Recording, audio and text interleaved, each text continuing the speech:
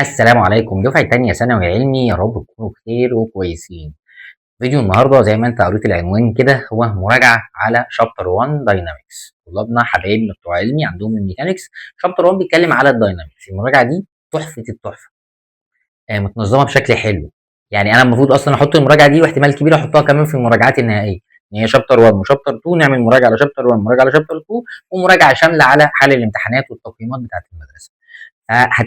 هتستفاد من هنا للسنه الجايه. وقت الفيديو طويل شويه عادي، انا هاخد بريك، هتلاقيني لابس لبس ده لابس بدله، لا فهنقعد نشكل مع بعضينا كده، هروشك معايا في الاول في التات، بس هفهمك داينامكس صح. هنحل شويه مسائل ان شاء الله ان شاء الله بعد كرم وتوفيق ربنا هتلاقي منها كتير جدا في الامتحان بنفس الارقام. مش واثق فيا؟ ان شاء الله هتثق فيا. اتفرج على الفيديو النهارده وتدعي لي ان شاء الله وانت في الامتحان، ايا كان الوقت اللي بتتفرج عليه في الفيديو ده فهو هيفرق معاك جدا. هتحضر الجهاز الغريب اللي انت ما بتستخدموش ده نهائي، الاله الحاسبه، الكشكول بتاعك، القلم، مشروبك المفضل، كوبايه عصير كده، كوبايه نسكافيه رايقه، ويلا بينا ننطلق علشان نشوف مراجعه الميكانيكس او شابتر 1 الداينامكس بيتكلم على ايه. يلا بينا.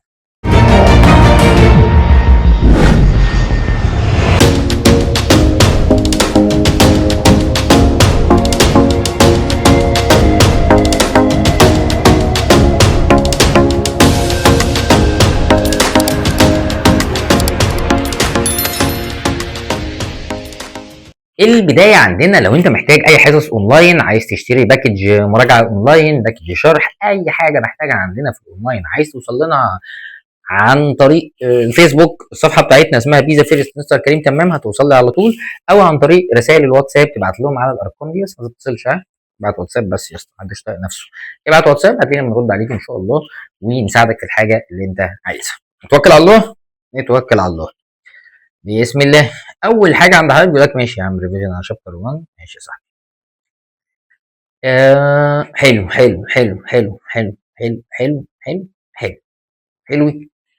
ايه الحاجات دي؟ دي تقسيمه الحصه بتاعت النهارده المراجعه. كان في جزء كده صغير بس الحمد لله الوزاره شالته، فاحنا كمان شلناه اللي هو الجزء نمبر.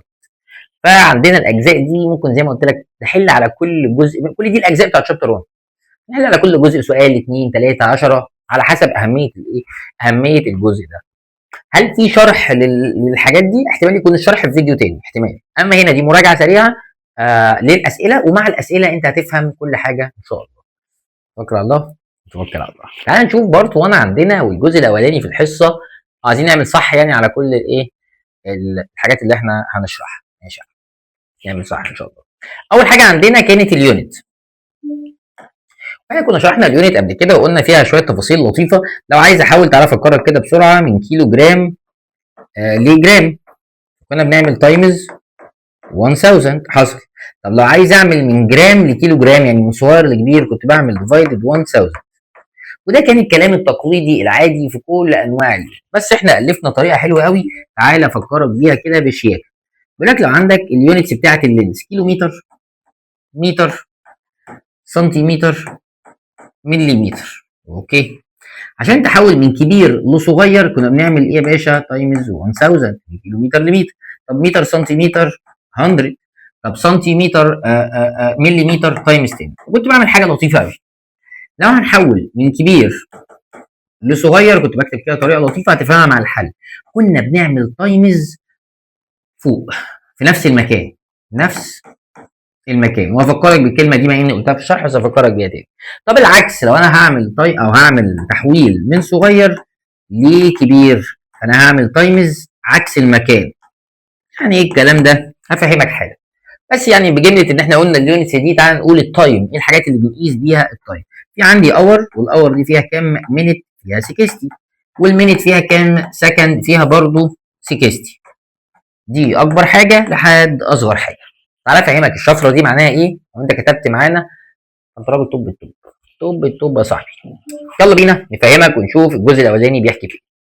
بسم الله الرحمن الرحيم. عايزين نحول يا رجاله 72 كيلو متر بير اور، عايزين نحولها لمتر بير سكند. اوكي، هنعمل ايه؟ تعال نشوف هنعمل ايه. اول حاجه عند حضرتك من كيلو متر لمتر يعني من كبير لصغير، فانا هعمل تايمز 1000. كلام حلو عشان كيلو متر فيه 1000 متر. طب من اور لسكند، قال لك مفيش حاجه بتحول من اور لسكند، بس احنا بنلعب من كبير لصغير فهعمل تايم. من اور لمينت 60.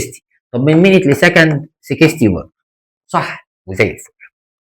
او انا بفكرك الحاجات دي اتشرحت في حصص الشرح العاديه، الحاجات دي اتعملت في فيديو صغير، فيديو للشرح كده لحضرتك، بس يعني شرح سريع. طيب ممكن بدل ما اعمل الحركه دي في حاله بس من كيلو متر بير اور لمتر بير سكند، عشان دي تحويله مشهوره، دي بس اللي مشهوره، ممكن اعمل تايمز 5 اوفر 18. ممكن ورايح نفسي بدل القصه دي كلها، فهتطلع الاجابه عند حضرتك ب 20. طب لو عملت دي كده زي ما هي بالاله هتطلع برضو بكام يا نجم؟ هتطلع ب 20 واجابتك تكون صح وزي الفل. اوكي، واحده كمان. قال لك الاجابه 20 صح. تعال نشوف دي. بسم الله. عايزين نحول وحوش كده وانت مصحصح معايا. 300 كيلو متر وتحت منت، بدل هنعملها بير بنعملها اوفر، وهنا متر تحت سكند. حلو ده. طب عايز احول من كيلو متر لمتر، يبقى هعمل تايمز 1000. عاش يا وحش. طب من مينت لسكند، من مينت لسكند تحويله واحده من كبير لصغير، يبقى تايمز 60. كل حاجه في مكانها، دي تحت دي تحت، دي فوق دي فوق. آلتك الشقيه هيطلع الانسر عند حضرتك ب 500، لا 5000. وايه كمان بس يا صاحبي؟ خلصت ليالينا سوا وخلصت القصه بتاعتنا والاجابه ب 5000. طب تبقى فاهم احنا بنقول ايه. في تحويله كمان، يلا بينا. لك عايزين نحول من ده عادي مشهوره كيلو متر بير اور متر بير سكند، دي المشهوره، يعني ممكن اعملها 5 اوفر 18 اللي هي هتطلع ب 25. ممكن نعملها كده صح. كيلو متر بير اور ومتر بير سكند من الحاجات المشهوره على طول. ممكن التحويله دي مش هتقول لا. تعال نخش على اللي بعدها. 20 ماشي، متر ماشي، اوفر مينيت ايكوال سنتيمتر وتحت سكند. تعال نشوف التحويلات. من متر لسنتيمتر يعني من كبير لصغير يا وحش هعمل تايمز 100. طب من مينت لسكند من كبير لصغير برضه يبقى 60 واحده. آلة الشقية وهعمل الانسر هيطلع الإجابة ب 33 بوينت حاجة. هنتأكد بس الأول بالآلة. لا هي صح، مش متأكدش ولا حاجة. 33.3 وشوية حاجات. شكرا، الإجابة كده طلعت عند حضرتك واتحلت صح. أوكي، واحدة كمان. أحب أنا دي، أحب أنا اللي جاية. بيقول لك 20 متر بير سكند، عشان تفهم كلامي ايه كده، تبقاش الدنيا فاهم ناشفه كده ودمها تقيل شويه كده، وهنهزر مع بعض واعمل لك مسابقه حلوه فيها فلوس حلوه النهارده. ببعت فلوس فودافون كاش، خلي بالك للناس اللي مركزه معانا في الحصه. اقول لك هنعمل ايه بس كمان شويه، خلينا هنتعلم بس. ايه اللي هيحصل هنا وايه اللي انت ملاحظه؟ والله لو في حد قاعد مخه نضيف ناوي يفهم هيلاحظ حاجه. انا عايز احول من متر لكيلو متر، المره دي من صغير لكبير. انا عارف ان كل مدرس فيزيكس وكل مدرس قابلته في حياتك بيقعد يفهمك التحويلات ستايل شكل، هو شايف ان هو احسن واحد، فانا كمان هشوف نفسي احسن واحد واقول لك ان هي دي الطريقه الصح. يعني انا هعمل ايه طيب؟ بص يا صاحبي، من صغير لكبير متر كيلو متر فيها 1000، بس بدل ما نعمل تايمز 1000 في مكانها مش هي فوق، لا هنخلي ال 1000 تحت، بدلنا المكان. ماشي. طب من سكند لاور، والله سكند واور فيها خطوتين، مينت وسكند، يعني 60 60، بس دي صغير ودي كبير. هنعمل 60 60 بس بدل ما هي تحت هتبقى فوق. طيب وبعدين تعالى نشوف 20 تايمز 60 تايمز 60 divided 1000 تطلع ب 72. اوكي، اللي بعده. تعال نشوف دي نمبر 4 عند حضرتك. 45 كيلو متر وتحت منت وايكوال ومتر وتحت سكند. عايز احل دي. 45 كيلو متر عايز احولها لمتر، فهعمل تايمز بس 1000. ليه 1000؟ عشان بحول من كبير لصغير. حلو حلو. طب من مينت لسكند، من كبير لصغير، بس من مينت لسكند 60 واحده، كل حاجه في مكانها طول ما انت بتعمل تايمز من كبير لصغير. 100 100. تعالى نعمل دول كده بالكالكوليتور هتطلع الانسر 750. واحلى مسا عليك يا صاحبي. في حاجه كمان؟ لا خلاص. قال لك كده يا باشا احنا رجعنا على شويه تحويلات هنحتاجها تاني واحنا بنحل مع بعض، ما تقلقش. بس دلوقتي نخش على بارت 2 والجزء الثاني عندنا اللي هو الريليتيف فيلوسيتي. تعال نشوف ايه الريليتيف فيلوسيتي. الريليتيف فيلوسيتي لو حضرتك فاكر يعني كان بيبقى حاجه اسمها في اي بي. والله القانون الاصلي في اي ماينس في بي، ده الصح. لو ما قالش حاجه هكتب ده. طب لو قال ان سيم دايركشن، لو قال في نفس الاتجاه، هكتب ده برضه.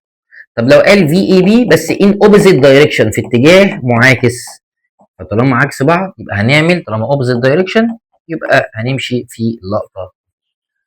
ماشي، يلا بينا نحل. يلا بينا نحل. اول مساله عند حضرتك بيقول لك ال في اي 12 جي والفي بي اي جي، عايزين نجيب في اي بي. في اي بي هو ما قالش هما مع بعض ولا عكس بعض؟ والله ما قالش. يا لهوي لو بتسمع، يا لهوي لو بتسمع ومصحصح، هتبقى في اي ماينس في بي، يعني 12 ماينس ايتايا تطلع ب 4 جي. احلى مسا عليك يا صاحبي. حل السؤال يا عم، الدنيا حلوه يا جدع، انت بس اللي مقفلها في وشنا. هنخش على اللي بعده.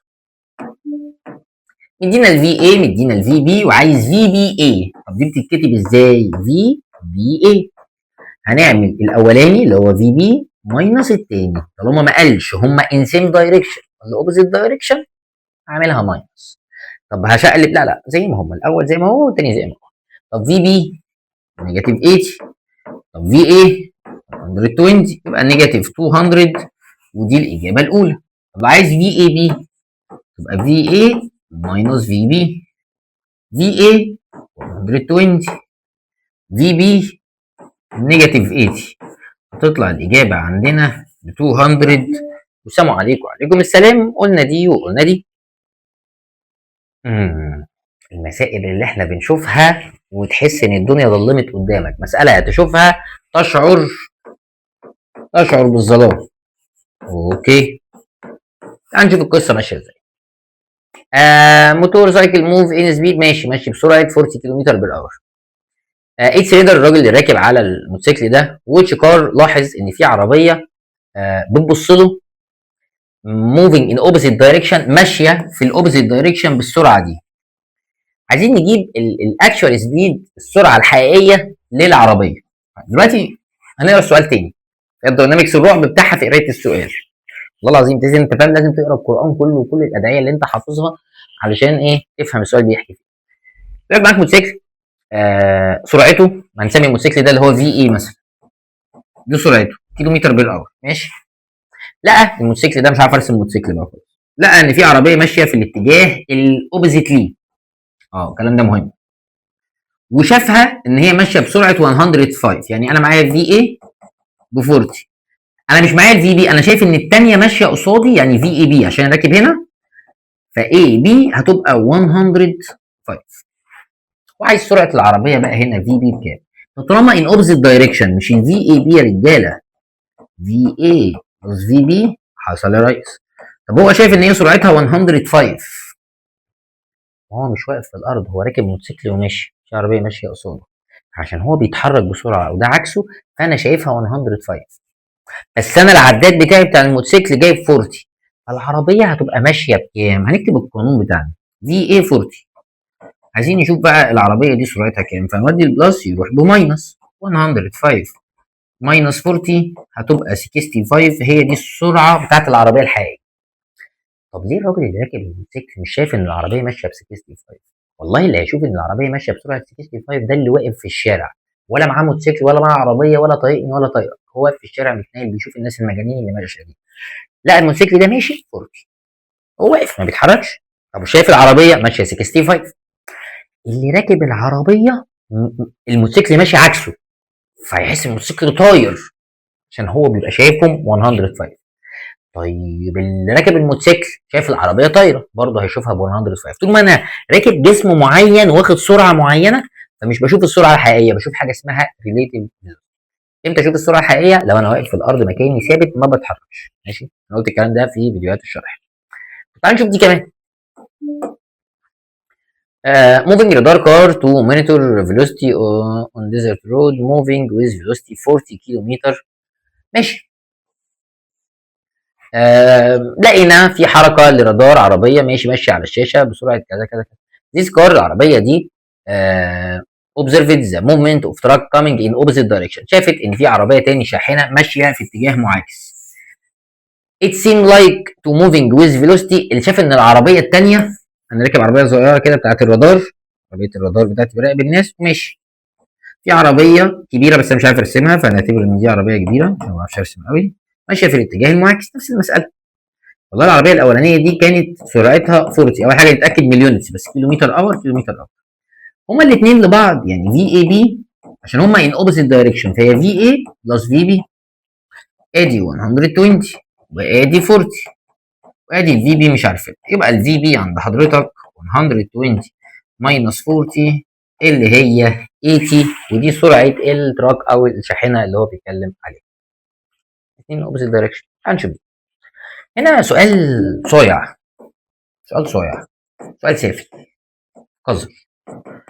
ليه قلت عليه كده؟ هل انت حافظ الاسئله يا مستر ولا ايه قبل ما تشرح؟ والله يا والله بفتح الاسئله ازاي زيك، بس لمحت بطرف عيني كده برضه ذكي. لقيت هنا ايه؟ متر ومينت، وهنا كيلومتر واور، وبان عليها الليله يا بنت لذينه. هنشوف ايه اللي هيحصل. بيقول لك اي وبي دول جسمين في ستريت لاين، ماشي، ماشيين في اتجاه البي ايه، ماشي، ويز فيلوستي سرعه في بي، هما الاثنين ماشيين كده في اتجاه واحد، يعني في بي سرعه الجسم في بي وسرعه الجسم في اي، هما الاثنين ماشيين في اتجاه واحد. الاولاني كتب مين؟ ماشيين في اي، ماشي، كتب ايه؟ يبقى في اي ده سرعته وفي بي ده سرعته.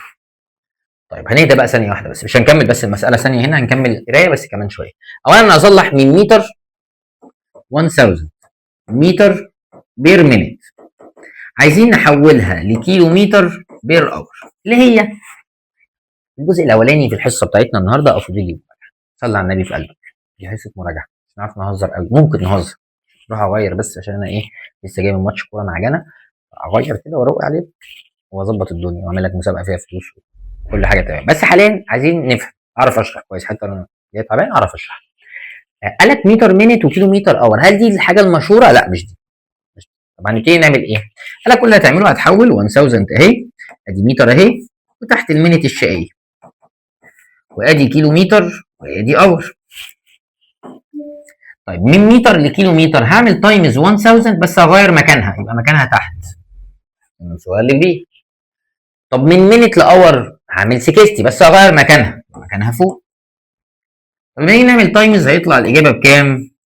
ب 60.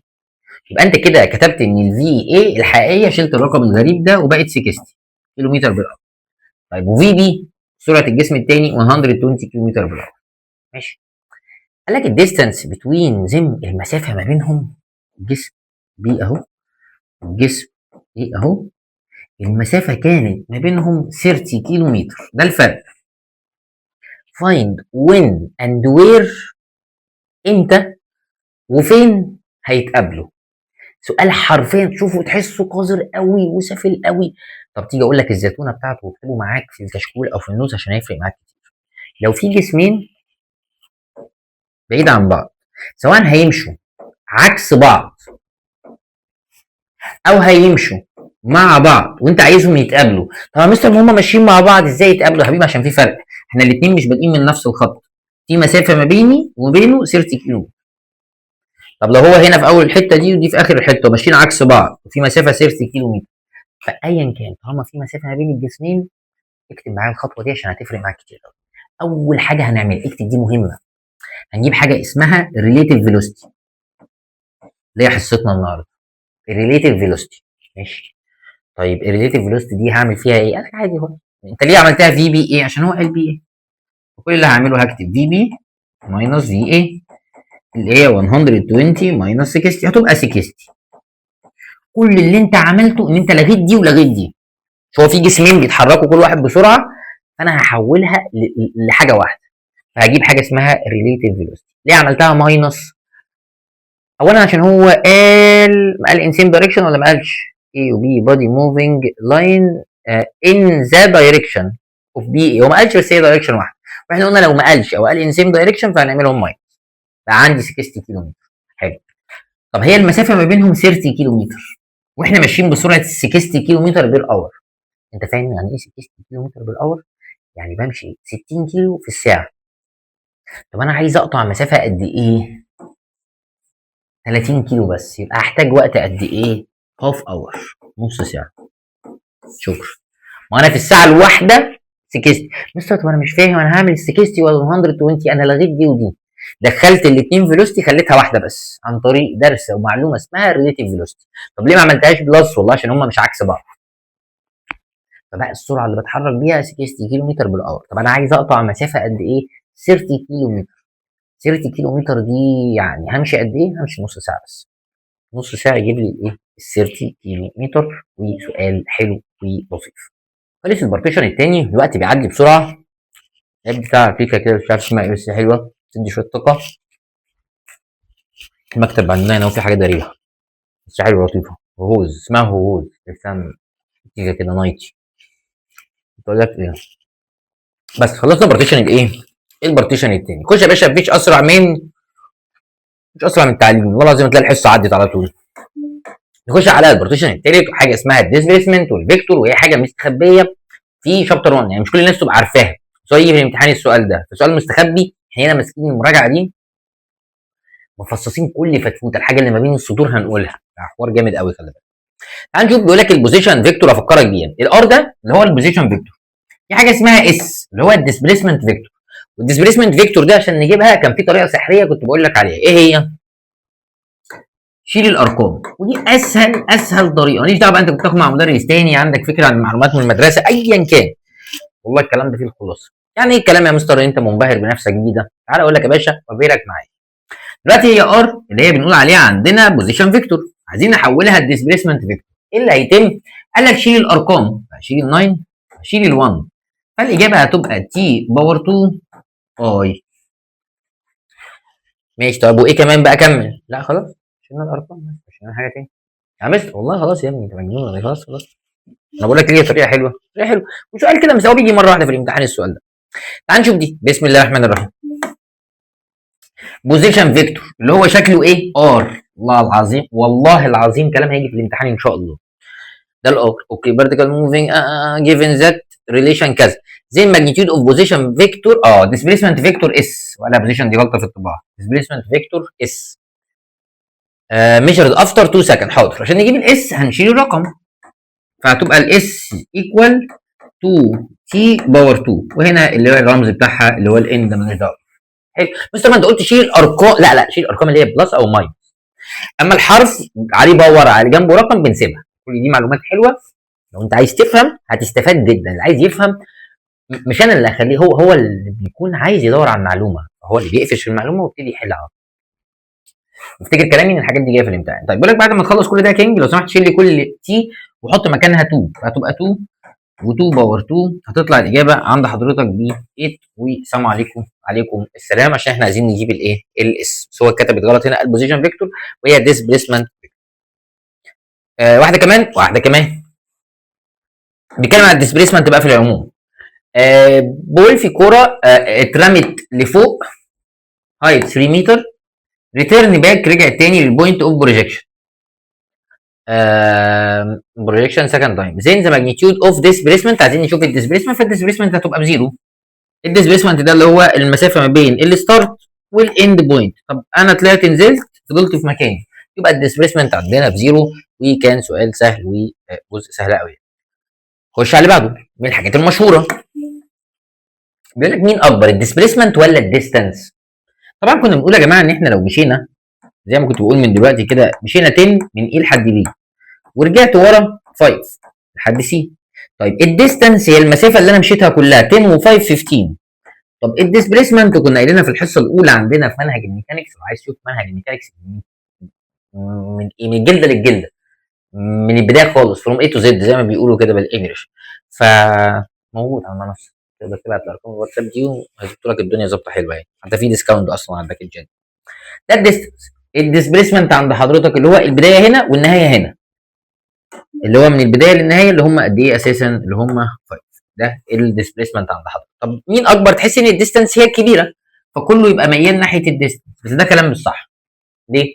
قال لك عشان في حاله لو انا اتحركت 10 وبعد كده اتحركت كمان 5 في نفس الاتجاه، فالديستنس هتبقى 15. طب والديسبيسمنت هتبقى 15 برضو لو انا ماشي ان سيم دايركشن فالديستانس والديسبيسمنت بيكونوا قد بعض، فالاجابه الصح هتكون less than or equal. الديستانس بتكون اكبر من الديسبيسمنت معظم الوقت، وممكن تكون equal.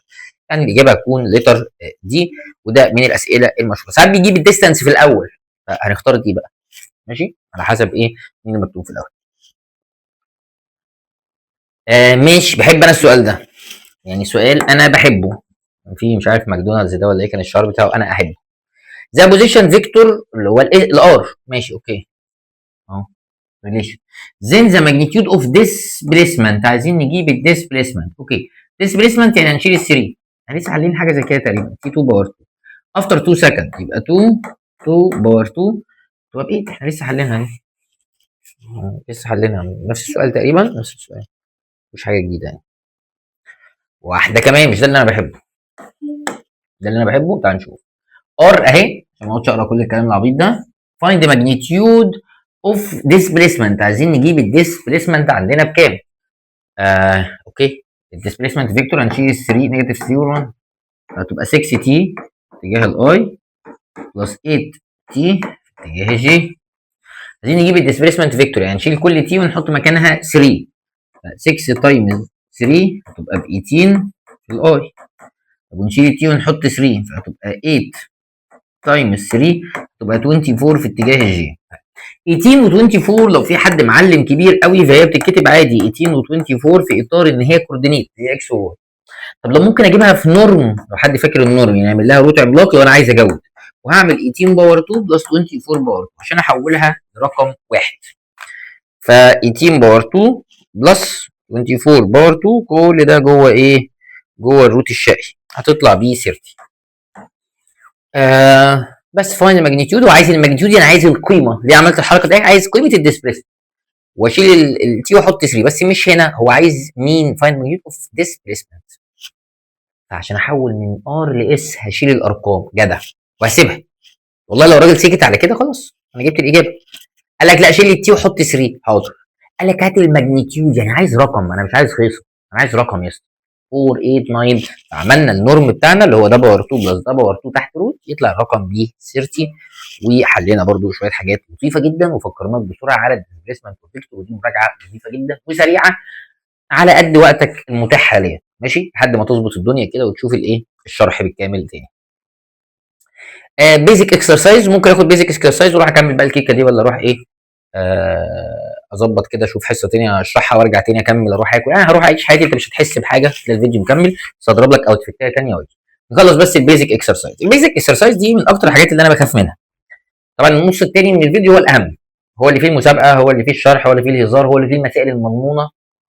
تعال نقول بس البيزك اكسرسايز. بص يا صاحبي، انا كنت بخاف قوي من المسائل دي. ليه بقى؟ تعال اقول لك. بيقول لك كار في عربيه قطعت مسافه 180 كيلو متر، مشيت مسافه 180 كيلو متر خلال 120 مينت. هنقف هنا ثانيه، هي مش عشان احنا بنتعلم وعشان انا مدرس فانت تبقى لازم قاعد على اعصابك، انا لازم اركز يا عم وانت يا عم. هو بيقول لك هي قطعت المسافه دي من القاهره لاسكندريه 180 كيلو، قطعناهم في 120 مينت، 120 دقيقه. اصلا اكسبريشن المينت ده مش هو الطف حاجه. 120 مينت 120 دقيقه اللي هم كام ساعه؟ ساعتين. عملت ديفايدد 60. مستر انت ليه حولت لساعه؟ هقول لك سببين، سبب علمي ومنطقي ان انا بصيت بطرف عيني هنا لقيته عايز اور مبدئيا، وسبب تاني بحسه راحه نفسيه كده، ليه ممكن اتعامل بالمينت بدقيقه او بالساعه، بس ده مش احسن حاجه يعني. خلينا في السبب العلمي. طب عايز اجيب الفيلوسيتي، عايز اجيب السرعه. طب من الاساسيات بتاعتنا يا جماعه عشان نجيب الفيلوسيتي، السرعه عباره عن الديستانس من الفيزيكس بقى والمواد اللي انت بتدرسها على تايم. ف 180 ديفايدد 2 هيبقى سرعتك انت بتقطع 90 كيلو متر بالاور، يعني في الساعه الواحده بتقطع 90 كيلو متر، فساعتين يبقى 180 كيلو متر. اوكي صح صح. ايه اللي بعده؟ تعال نشوف دي. بيقول لك في جسم اتحرك 48 متر تو ايست. اول ما يجيب سيره الايست الويست النورث الساوث يا معلم ودي يا معلم، هنمشي 48 ناحيه الايست. تمام حلو. تشينج بعد كده اتغير 20 متر ناحيه النورث، وكل مره كنت بقول نفس الكلام وهعيده تاني. كنت بتخنق من صحابي، بتخنق من اي حد غبي، ما اقدرش اتخنق من الطلبه دلوقتي عشان ده اكل عيشنا فبستحمل وخلاص. انا كنت واقف هنا، مشيت 48 ناحيه الايست، بقيت هنا. بيقول لك انت مشيت 20 متر ناحيه النورث، فكان العيال المتخلفه تمشي من هنا يقول لك هطلع 20 ناحيه النورث. غلط يا ابني، يا ابني ما انت واقف هنا بالعربيه، انت مشيت كده صح؟ بيقول لك غير اتجاهك بقى، ما انت ماشي في الايست اطلع فوق بقى نورث. هتطلع من هنا، هتطلع من هنا. ليه يا مستر مش هطلع من هنا؟ ازاي يا جدع؟ يا جدع ازاي يا جدع؟ انت ساحر يا جدع، انت راكب طياره، ما هو انت هنا متنيل، مشيت هنا. بعد كده خدت اوردر، بصيت في البوصله اي بتنجان في الجي بي اس اي حاجه، قال لك يا باشا اطلع في النورث. يعني مش لازم امشي كده مع الخط، عادي همشي معاه كده في الحته اللي انا واقف. يعني لو قال لي عايز انزل للساوث هنزل كده، مش هاجي من هنا اطير واقوم نازل. مش ما علينا يعني، رب تبقى فاهم انا بقول. فايند ديستانس، عايز المسافه اللي مشيتها. انا مشيت 48 ومشيت 20، يبقى دي 68. عايز ديسبيسمنت اللي هو اقصر طريق ما بين البدايه والنهايه، اللي هو من الاخر كده هايبوتنس 48 باور 2 بلس 20 باور 2.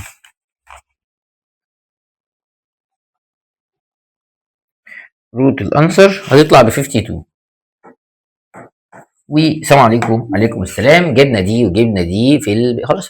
خلاص يا حبيبي، انت لسه تشرحوا لنا يا حبايبي، لسه تشرحوا لنا يا حبايبي. خلاص يا حبايبي، خلاص يا حبايبي، خلاص. مؤاخذة، معلش اندمجت شويه كده وانا بزعق، مفيش حد اصلا في المكتب.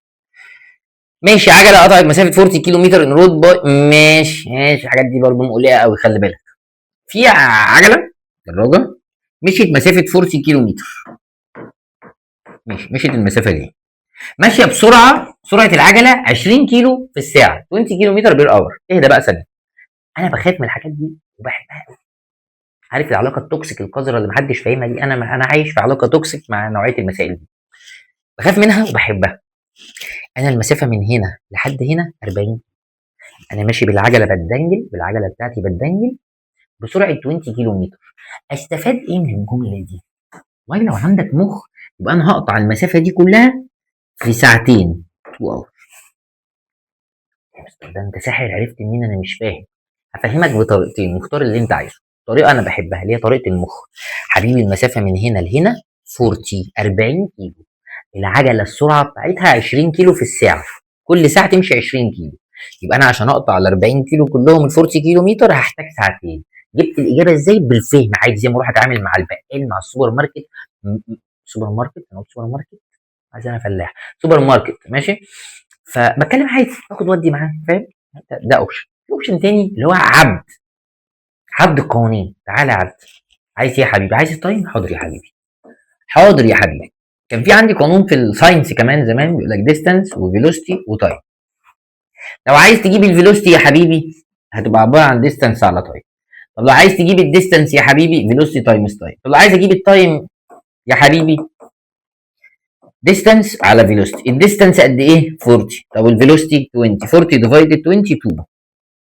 يا مستر، هو ده بقى الشرح التمام. ماشي يا عم براحتك، يا عم براحتك، يا عم انا راجل مش كويس يعني. انت عارف ان التايم 2 اور بالقوانين. ماشي يا اسطى. بعديها بيقول لك ريتيرن باك، انا رجعت ورا 15 كيلو متر، رجعت لورا كده 15 كيلو متر، دي المسافه اللي انا رجعتها. ان اوبوزيت دايركشن حصل، ما هي كلمه اصلا ريتيرن بتغني، لو انت ما اعرفش تفهموا عربي ولا لا في النحو والحاجات دي. ريتيرن باك اللي هي بترجع لورا كده، دي بديله للاوبوزيت، خلاص واحده منهم تكفي. بس هو كتب الاثنين عشان عارف ان انت متوحد في دماغك، فايه قال لك ياكد عليك. فهو رجعنا ورا 15، وانا راجع ما كنتش راجع بسرعه بقى ايه 20 كيلو، كنت راجع بسرعه 15 كيلو، 15 كيلو متر بالاور. طب وانا رجعت قد ايه مسافه؟ 15 كيلو متر بالظبط. طب يبقى انا خدت المسافه دي في قد ايه؟ في ساعه. وانا ماشي بسرعه 15 كيلو متر بالاور، يعني بمشي 15 كيلو في الساعه. طب انا رجعت 15 كيلو، اخدهم في قد ايه؟ في ساعه. مش عاجبك الكلام؟ عايز تجيب التايم؟ روح يا عبد استخدم القانون. خد التايم يا حبيبي، ديستانس على في 15 على 15 بكام يا حبيبي؟ 1. ماشي. عايزين ايه؟ بيقول لك عايز الافريج فيلوسيتي. والله احنا كان عندنا في المنهج حاجتين، حاجه اسمها افريج سبيد، حاجه اسمها افريج فيلوسيتي. اللي مذاكر هيبقى ايه معايا تمام، اللي مش مذاكر افكره، ما انت بتتفرج على الفيديو دي، ما انا عشان فاهم اقول لك. افريج سبيد بتجيب الديستانس على التايم، افريج فيلوسيتي بتجيب الديسبيسمنت على التايم، ده الفرق. طب تعالى نجيب الديسبيسمنت. الديسبيسمنت انت بادئ من هنا وفنشت هنا، هي المسافه كلها كانت 40، هنشيل منها 15 اللي هو البدايه والنهايه لغايه هنا بس، فهتبقى 25. ده الديسبيسمنت كلها 40. انا رجعت 15، يبقى الحته اللي باقيه اللي هي الفاينل افكت التاثير النهائي بكام؟ 25. طب على التايم انت رحت في ساعتين ورجعت في ساعه، فالتوتال كام؟ 3، يبقى 8.3. ده يعتبر بالنسبه لي الافريج اللي هو كيلومتر بير اور، الافريج فيلوسيتي. فاهم حاجه؟ ربنا يستر. طب عايز افريج سبيد هعمل 40 و15 اللي هي 55 على 3، كده كده التايم مش هيتغير. بس هو ده السؤال اللي احنا كنا عايزين نقوله. واعتقد طلع يا عم بقى علامة الصح بقى، فرحنا بقى يا جدع بقى، يا جدع بقى فرحنا بقى يا جدع. ماشي، ادينا شويه مسائل تاني عادي. بيقول لك كار عربيه سرعتها 70 كيلو متر بير اور 4 كوارتر اور، بعد ربع ساعه هتقطع مسافه قد ايه؟ 72 تايمز كوارتر هتبقى 18، قطعت مسافه 18. مستر مش فاهم، تعالى تعالى يا عبد. العبد يتحدث اهو. عايزين نجيب ايه يا حماده؟ عايزين نجيب الديستانس، يبقى في تايمز تي. انا لسه كاتبها اهي، فيلوسيتي 72 تايمز كوارتر، بس خلاص بي تي. ماشي، واحده كمان. عشان احنا حليناها دي، لسه حليناها دي، معلش كاتب التاني 120 اللي هي 2 اور. عايز اجيب الفيلوسيتي ف 180 دي لسه محلوله، دي ديفايدد 2 اللي هي 90 كيلو متر بير اور. يا جدع بقى طلع علامه الصح بقى يا جدع، فرحنا بقى. واحده كمان اهو يا سيدي. عربيه ماشيه بسرعه 70 كيلو متر بير اور. حلو، ده السرعه دي. 20 مينت، ما بحبش المينت، فهحول من 20 ديفايدد 60 هتبقى 1 على 3 اور. مش بس ما بحبش المينت، انا شفت هنا ان في اور، فده التايم. زين عايزين نجيب الديستانس المسافه. حاضر، اكتب القانون ديستانس في وتي. يلا حبيبي، عايزين نجيب الديستانس، هيبقى في تايمز تي اللي هي 75 تايمز 30، يطلع الانسر ب 25. والله القوانين حلوه مش وحشه. انا ليه بقعد اقول لك يا عبدو بتاع؟ ما تحل يا اسطى بالقوانين، ايه المشكله؟ المهم احل وخلاص. تعال نشوف دي. كار عربيه قطعت مسافه 180 كيلو متر، حلو، بسرعه 20. لا تعال تعال يا مجنون، تعال يا مجنون. بارت 1 ينادي لك، بارت 1 يتصل بك. تحويلات، عايزين نحول من متر بير سكند لكيلو متر بير اور. عرفت منين يا مستر؟ ادي كيلو متر يا حبيب قلبي وادي الاور. اوكي، ليتس جو. 20 متر على سكند، كيلو متر على اور. متر كيلو متر 1000، بس دي من صغير لكبير فهغير المكان اخليه تحت. سكند اور 60 60 وهغير المكان عشان من صغير لكبير. يبقى 20 تايمز 60 تايمز 60 ديفايدد 1000 دايه تطلع ب 72. يبقى احنا شلنا دي وخليناها 72 كيلو متر بير اور. المجنون كان هيقعد يدور على 72 اصلا. ايه ده يا مجنون؟ ايه ده يا مجنون؟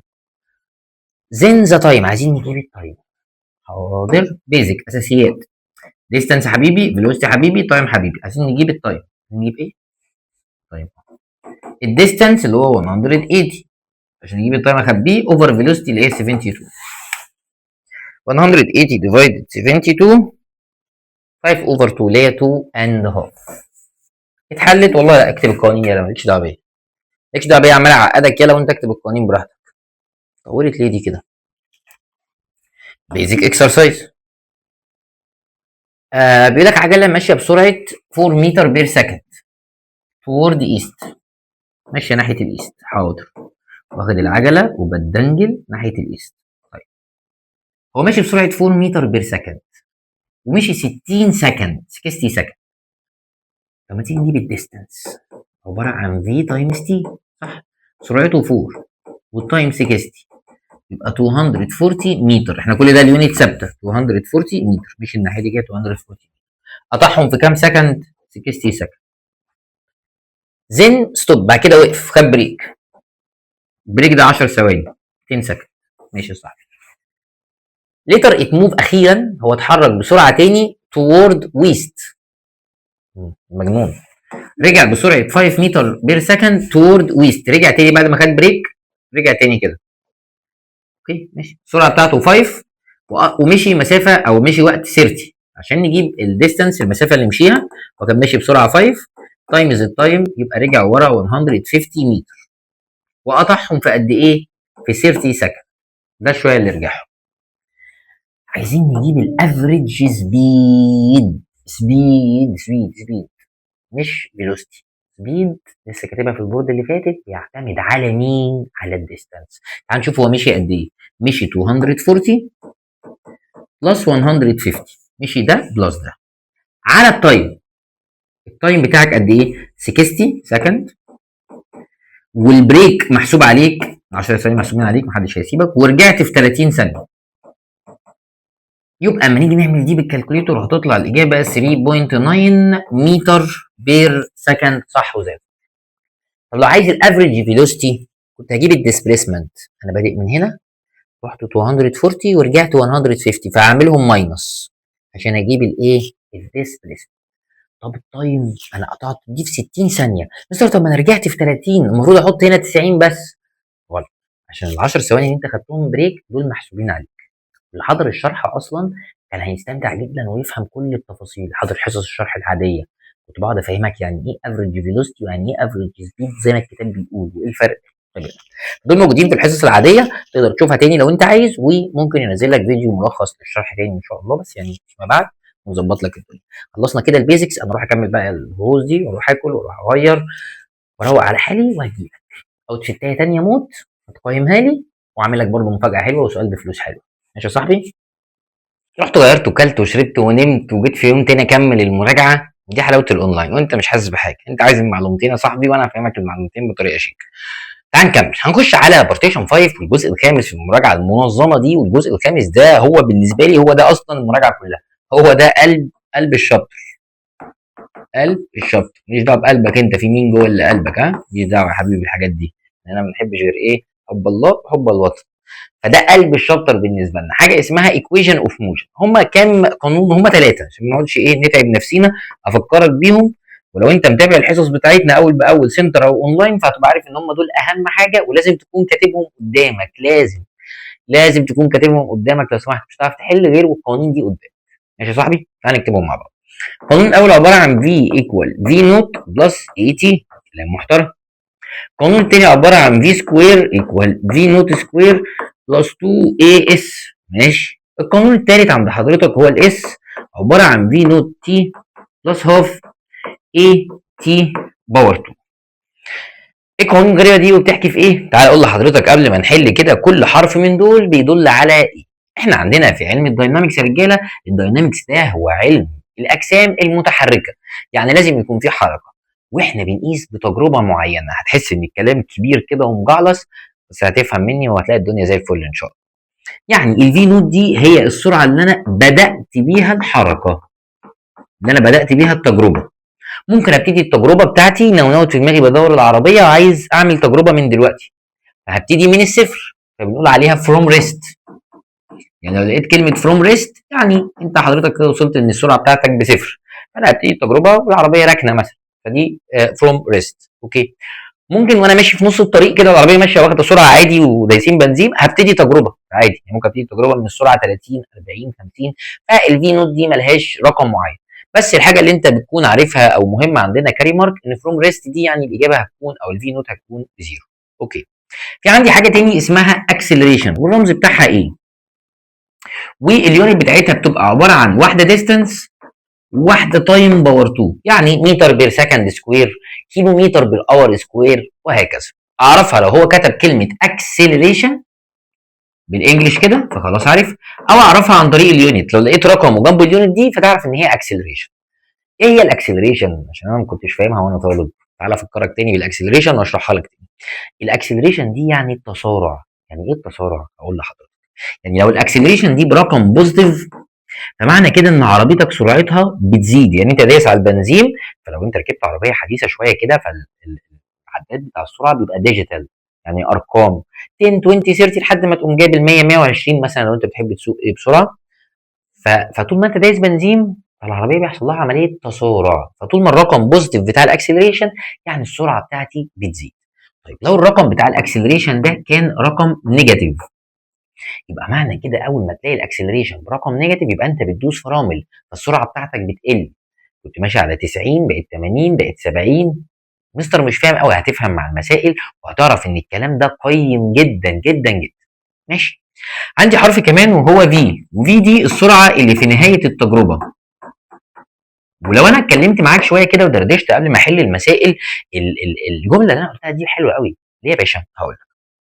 عشان لو الاكسلريشن بوزيتيف يبقى معنى كده السرعه بتزيد، فلازم الفي تبقى اكبر من الفي نوت. يعني لو بادئ ب 30 والاكسلريشن رقم بوزيتيف، يعني في تسارع، انت بتدوس بنزين، يبقى لازم الفي النهائيه بتاعتك تكون رقم اكبر من الفي نوت عشان انا بدوس بنزين.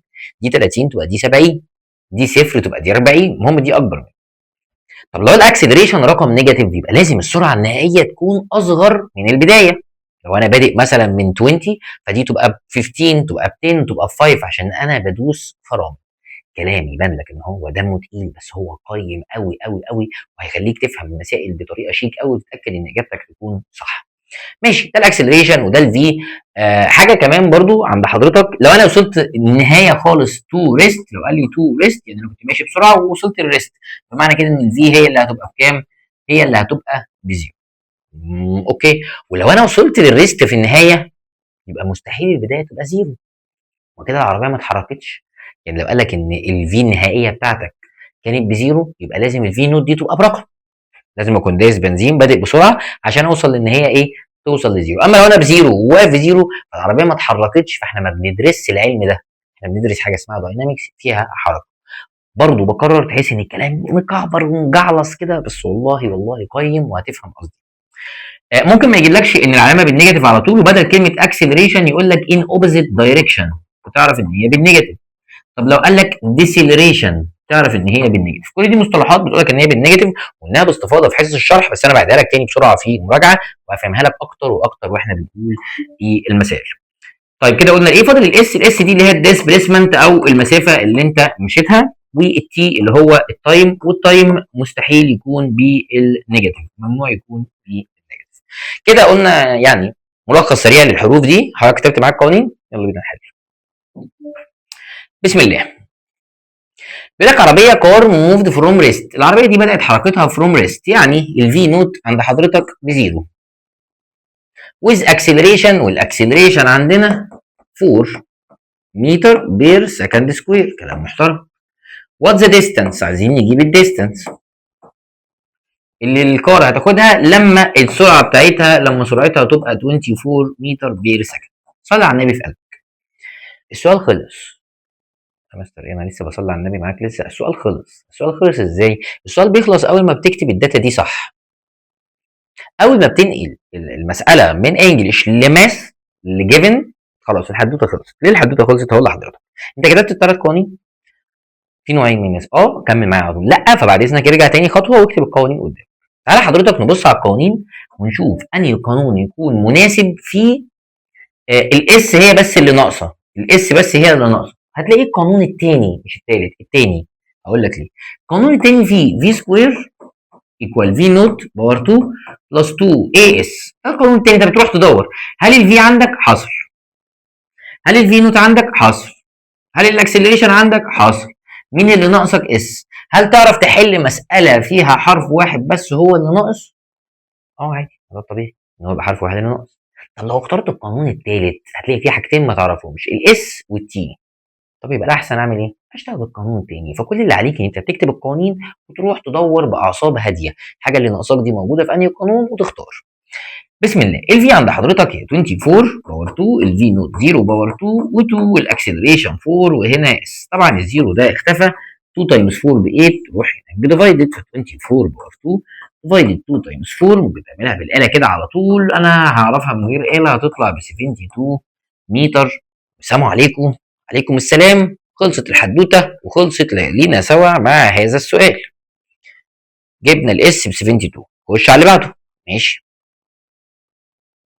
بسم الله الرحمن الرحيم. سؤال تشوفه وتعشره بالظلام تحس ان الدنيا مضلمه، باراجراف قذر سافل منحط، بس هنحله بقى ايا كان. بسم الله الرحمن الرحيم. بيقول لك جسم ويز يونيفورم اكسلريشن 8. اقفش الاكسلريشن. انا عرفتها من كلمه اكسلريشن عشان بعرف اقرا عادي انجلش، وعرفتها عن طريق اليونت يا مستر عشان انت برضو ايه شكلك مش سهل كده مش سالك، فبرضو بتاكد لنا ان هو ما كتبش اكسلريشن بالانجلش، فانا هعرفها من اليونت. هتبقى 8 سنتيمتر بير سكند سكوير. عسل يوم. اقفش. بيقول لك ان اوبوزيت دايركشن. يا لهوي على الحلويات اللي بتقولها يا مستر.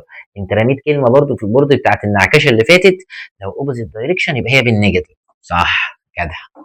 كده بقيت عارف كل قيمه فين. اتس انيشال فيلوسيتي، الفي نوت الانيشال فيلوسيتي كانت بفور. بس استنى، عارف الاعلان اللي هو بتاع استنى انت هتتهنى، عارف الحاجات دي؟ مش عارف بتاع مين، بس تقريبا بتاع ياسمين عبد العزيز باين، ولا مش عارف روبي، مش فاكر، ما علينا يعني. 4 متر، انا حافظ القوانين مش حافظ الاعلانات، ما تدقش عليا في الكلام ده. متر وهو عايزها فوق سنتيمتر، فما ينفعش اشتغل بيونت مختلفه.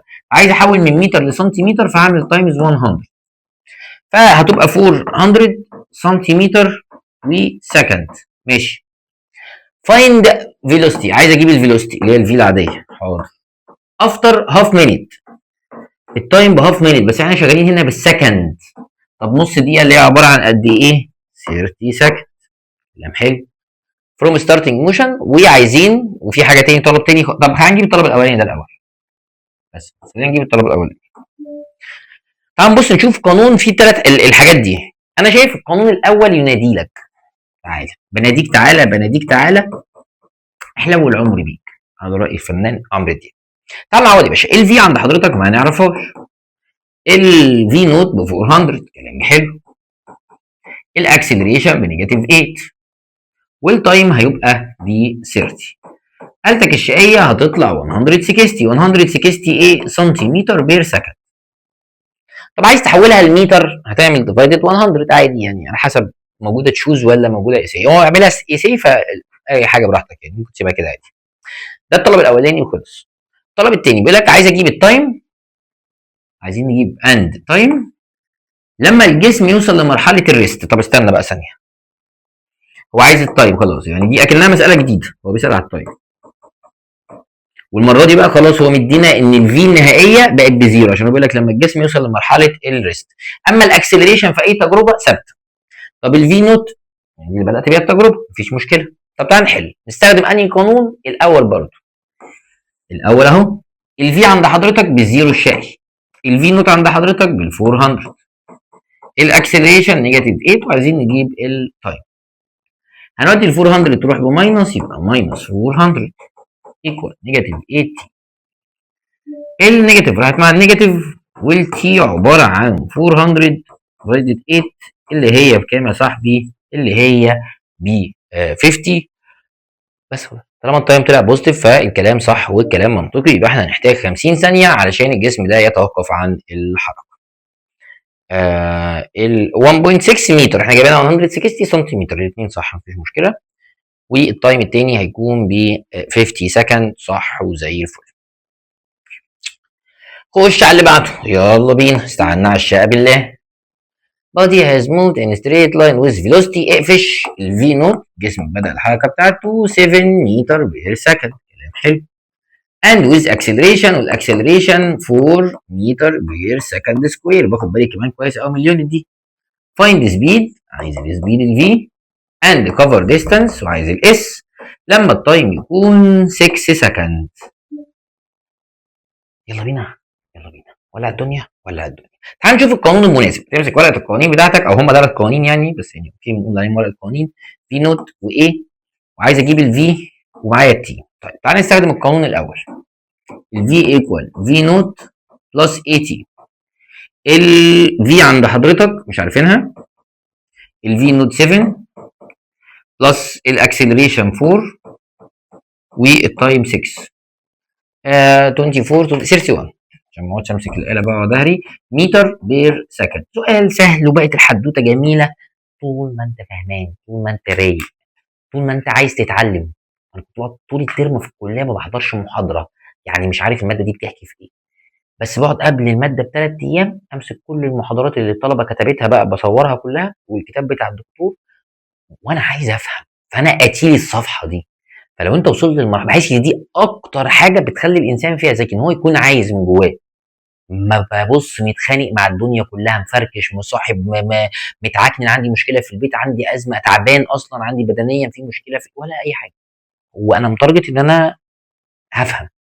فلو انت عايز تفهم، والله هتلاقي الدنيا معاك زي الفل، وهتلاقي نفسك بتكسر الدنيا وبتفهم بسهوله. بس ما تشتتش نفسك بايه؟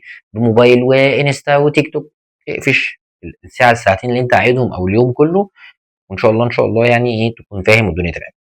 تعال نجيب الاس. طب عشان نجيب الاس كده يا رجاله، خلاص احنا جبنا الطلب ده والدنيا تمام، يعني الفي عندنا ب 31. طب عايزين نجيب الاس. نجيب الاس ازاي؟ والله في قانونين، القانون الثاني والثالث. القانون الثالث عشان تجيب الاس متاح، هتعمل هاف والتي معانا والاي معانا وكل حاجه معانا تقريبا، يعني مفيش مشكله فيها. طب القانون الثاني كان بيحكي في ايه؟ القانون الثاني فيه في باور 2 و وايه واس، بس انا مش عايز استخدم القانون الثاني، انا هستخدم القانون الثالث على طول. الاس اي في نوت تي بلس هاف اي تي باور 2. مش انت عايز اس؟ ما نجيب دي على طول. الفي نوت 7، التايم 6 بلس هاف الاكسلريشن 4. طب والتايم 6 باور 2. تعالى نمسك الآلة بقى المرة دي عشان الرقم شكله مكعبر كده شوية. 30 ايه يا عم ده؟ 18. يلا هو رقم صعب قوي. تايمز 4 114 متر. يبقى احنا جبنا مين؟ جبنا الديستانس. تعال نشوف اجاباتنا صح ولا غلط. صح، دي اول واحدة صح.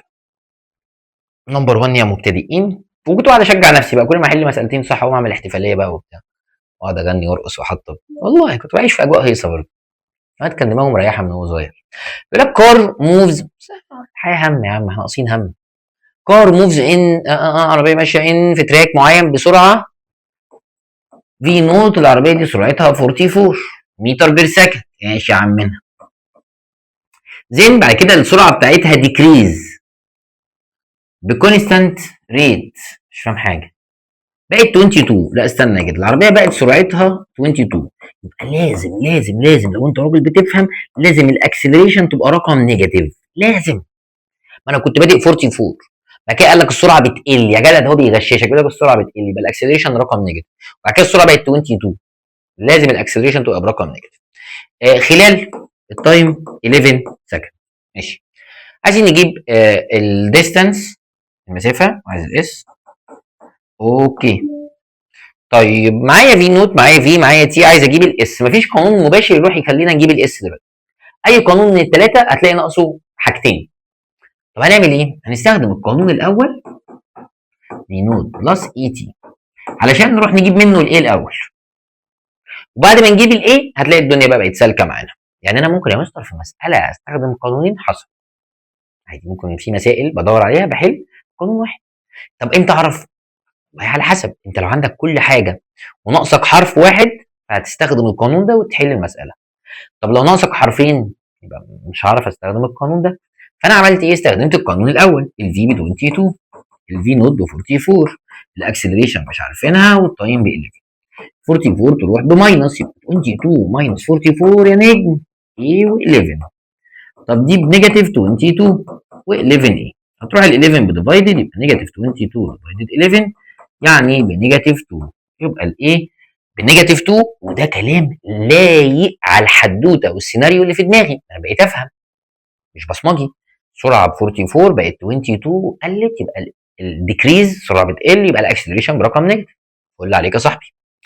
طب احنا عايزين نجيب الاس بعد كل ده. يا عم عينيا يا عم، هات يا عم الاس. متعصب ليه؟ القانون كان ايه يا باشا؟ في نوت تي بلس هاف ايه تي باور 2. يلا بينا. الفي نوت 44، التي 11 بلس هاف والنيجاتيف 2 الايه والتايم 11 باور 2. الارقام دخلت في بعض كده بس يعني انت سامعني، هل تسمعني؟ فان شاء الله تكون مترجم معايا. ماينس 1 to 1 عشان دي راحت مع دي 363 متر. الحمد لله على السلامة.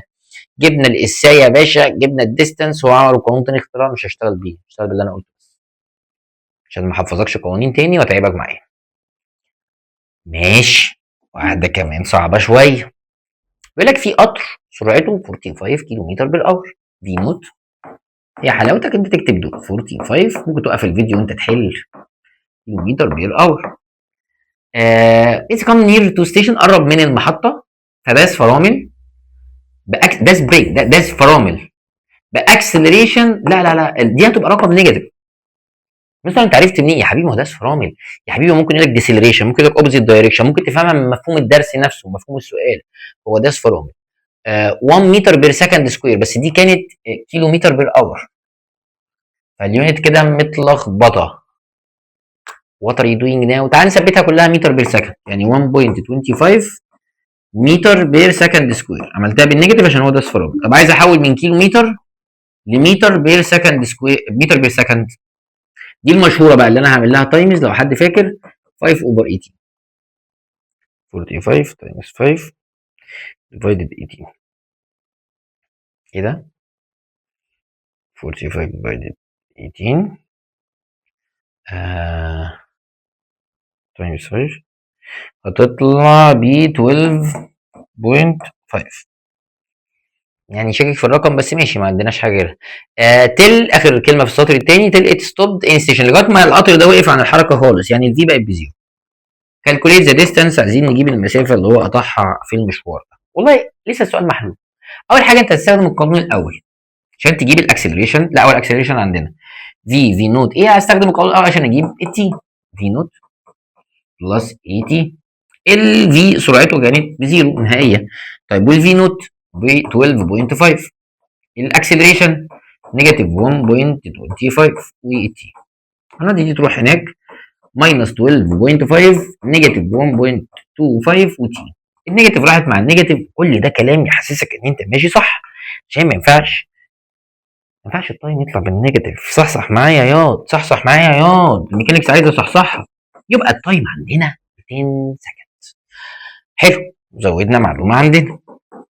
عايز بقى هو الاس يا عم، اوامر يعني. القانون الثالث ينادي لك الاس ايكوال كام في نوت لو حد يفتكر، اللي هي 12.5 تايمز التايم اللي هو 10 بلس هاف الاكسلريشن اللي هو نيجاتيف 1.25 والتايم باور.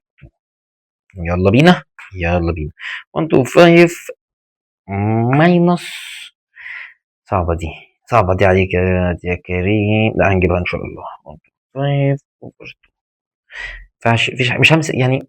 ليه ما هتعرف انا صعب عليا عشان انت فاكرني ان انا مجنون، عشان مش بكتب ده على الاله، بقعد اعمل دي كده احسبها بدماغي. ما اعرفش ليه، بساعد الاله تقريبا كده.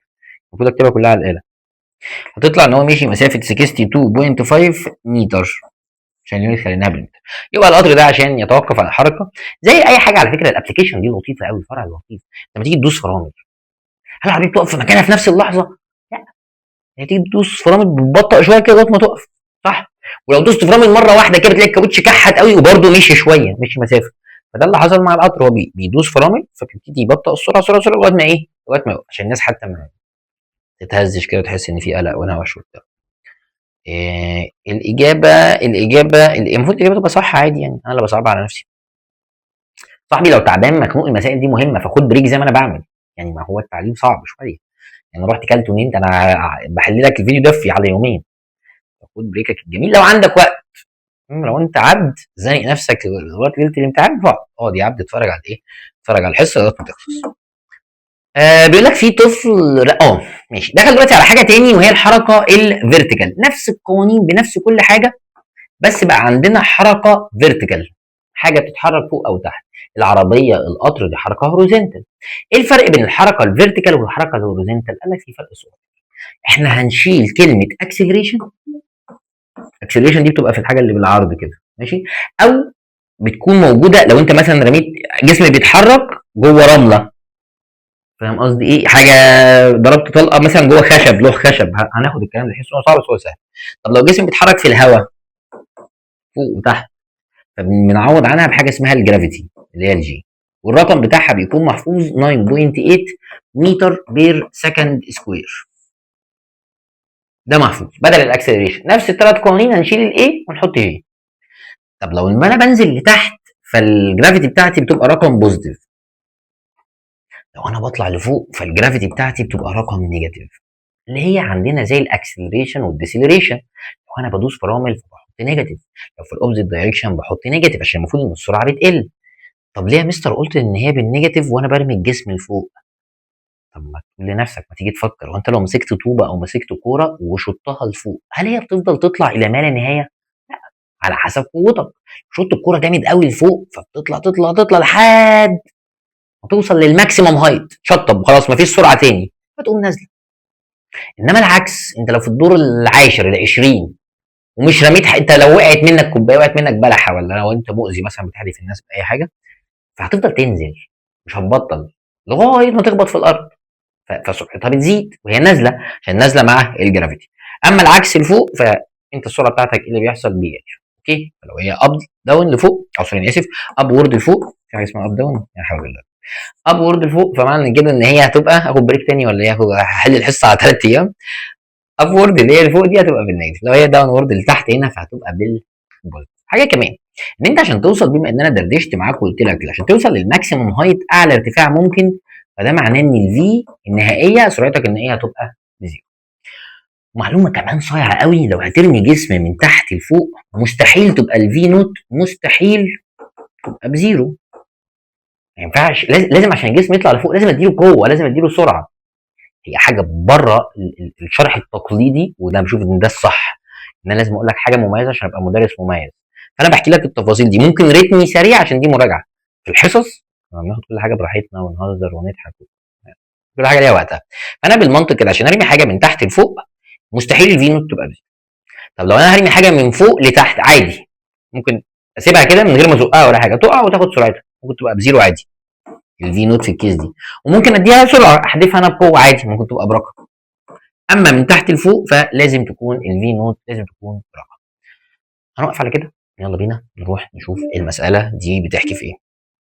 بيقول لك في طفل وقع كوره من الشباك. اوكي، كوره وقعت لتحت، يبقى بسم الله الرحمن الرحيم الجرافيتي كده من غير رغي كتير 9.8 متر بير سكند سكوير، وقعت لتحت. والشباك ده ارتفاعه 3 بوينت، الاس المسافه دي 3.6، ما الحروف هي مش هتتغير.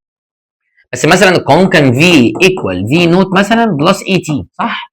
انت هتصلحها بقى وتخليها بلس جي تي، بس هو ده اللي هيحصل. بيقول لك وات والفيلوسيتي، عايزين نجيب السرعه بتاعته هتبقى بكام لما يلمس الرصيف، عايزين نجيب سرعته هنا. والفي نوت هو وقعت منه اصلا، فالفي نوت بزيرو، خلاص هنستخدم القانون اللي احنا قايلينه ده.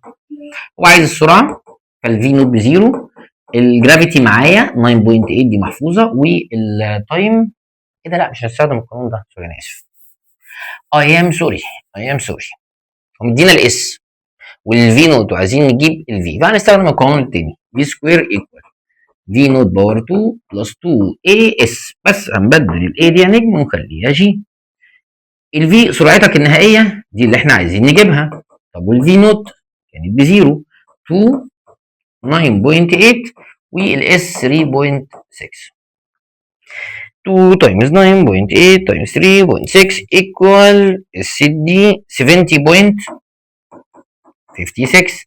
ده الفي نوت، الفي سكوير سوري. عايزين نجيب الفي بس هنودي الباور 2 يروح بروت، وطبعا مفيش سرعه بالنيجاتيف، فمش هنحط بوزيتيف ونيجاتيف عشان اخواتنا المحنكين اللي هيقعدوا بقى ايه يصيحوا يقولوا لي في حاجه غلط يا مستر ما حطيتش بوزيتيف ونيجاتيف. معلش يا حبيبي، معلش يا بابا. فالسرعه هتكون 8.4. تعالى نشوف الحدوته ماشيه ازاي. عوض زي الفل يا بيه، زي الفل يا بيه. واحده كمان، بيقول لك في بيلدينج، في مبنى عامل موجود على مبنى، وقع دروب قطعه من الكونكريت خرسانه يعني، او الحاجات اللي هم بيبنوها دي على السقاله. ماشي، وقعت منه غصب عنه، هيعمل ايه، هيموت نفسه. فالفي نوت بزيرو، القطعه دي وقعت لتحت، فالجرافيتي هتبقى 9.8. عايز ايه طيب؟ بيقول لي وات ذا فيلوسيتي، عايزين نجيب السرعه بكام افتر لما التايم يكون هاف سكند. ماشي، كل اليونت مظبوطه. كتبنا الداتا، القانون الاول ينادي لك في ايكوال في نوت بلس جي تي بقى بدل اي تي عشان ما اقعدش وبتاع. عايزين نجيب السرعه، الفي نوت بزيرو، الجرافيتي 9.8، عايزين نجيب السرعه بعد هاف سكند، نص ثانيه، فهتلاقيها طالعه 4.9 متر بير سكند. ده الطلب الاول. الطلب الثاني بيقول لك واتس ذا ديستانس، عايزين نجيب المسافه اللي هو قطعها خلال الوقت ده. عايز اجيب المسافه اللي هو قطعها خلال الوقت ده اللي هو هاف سكند برضه. يعني انا معايا الفي نوت، معايا الجرافيتي، معايا التايم، عايز اجيب المسافه. طب اعتقد القانون الثالث ممكن يشغلنا، في نوت تي بلس هاف والجرافيتي تي باور 2. الاس اهي، الفي نوت بزيرو خلاص اختفت، وادي هاف و9.8 وهاف باور 2. يعني يا باشا اهو اس دي هيبقى يا دوبك نزلت 1.225 متر، يا دوبك نزلت متر وربع، ده نص ثانيه يعني، ما لحقتش ولا حاجه تقع كتير. اوكي، تعال نشوف اجاباتنا صح ولا غلط والدنيا ماشيه ازاي. 4.9 الطلب الاول، 1.225 نمبر. انا بتشاهد ولا ايه؟ تقول لك نمبر 1 يا مبتدئ. ندخل على اللي بعده بيقول لك بول في كوره اترمت فيرتيكالي ويز، يا عم اترمت لفوق ولا لتحت احنا مش عارفين، ويز فيلوسيتي 19.6 متر سن بير سكند. ماشي يا عم، متر بير سكند. فايند ماك بس يا عم، خضتنا يا جدع، حسستني ايه ده يا عم، رحت فين؟ عارف البتاع اللي هو بتاع خضتني يا حمزه؟ استنى يا حمزه، حمزه مين في الفيلم دي؟ مش تعرفوها انتوا؟ ما بتتفرجوش على افلام ولا بتعرفوا تلعبوا كوره؟ وفي البلاي ستيشن عملت دوره فيفا انا اللي كسبتها وكسبت 5000 جنيه، يا عم 5000 جنيه للمركز الاول، فقلت اشترك معاه، قمت كسبان الدوره بتاعت البلاي ستيشن. يا حول، الدنيا بايظه ولا فاهمين ماس، انتوا خرب بيت سنينكم ما فيكوش ميزه. بص يا صاحبي، الماكسيمم هايت، ايه الماكسيمم هايت ده يا نجم؟ ماكسيمم هايت ده يعني اعلى ارتفاع ممكن. طب ما ده كده بيقول لك بصوره غير مباشره يا ناصح ان احنا رمينا الكوره لفوق. طب رمينا الكوره لفوق هينتج عنه شويه ترتيبات لطيفه، لو انت فاكر، لو انت فاهم ان الجرافيتي نيجاتيف 9.8، لا يا مستر بالنيجاتيف عشان طالع لفوق. حاجه كمان ان مستحيل ان في نوت يبقى بزيرو. انت بتفهم بسرعه؟ المفروض انا لسه قايل الكلام ده من بوردين. طب هو بيقول لك يبقى الفي نوت عندنا بكام؟ 19.6 حصل. بيقول لك ماكسيمم هايت يبقى الفي السرعه النهائيه شطبت عشان اوصل لاعلى ارتفاع، يبقى الكوره دي خلاص مفيش قوه تاني تطلع لفوق. كل ده احنا عملناه من اللقطه اللي فاتت دي. طيب عايزين نجيب التايم، اديني يا باشا، اديني يا باشا في المحليات، عايز التايم يا باشا بس، ولا مش عايز حاجه تاني. يا ابن اللعيبه، يا ابن اللعيبه، يا صايع، يا صايع يا ابن يا صايع يا ولاد مش هينفع نشتم الفيديو. بيقول لك اند تايم تيك ريتش تو بوينت اوف بروجيكشن. لا حته سافله دي انت مش واخد بالك منها عشان انت لسه مش فاهم. تعالى افهمك هو قصده ايه. هو احنا رمينا الكوره من هنا صح؟ طلعت للماكسيمم هايت، فانت فاكر ان انت هتجيب الوقت لغايه الماكسيمم هايت. قال لك هات الوقت لغايه لما تكون عند البوينت اوف بروجيكشن، النقطه اللي خرجت منها.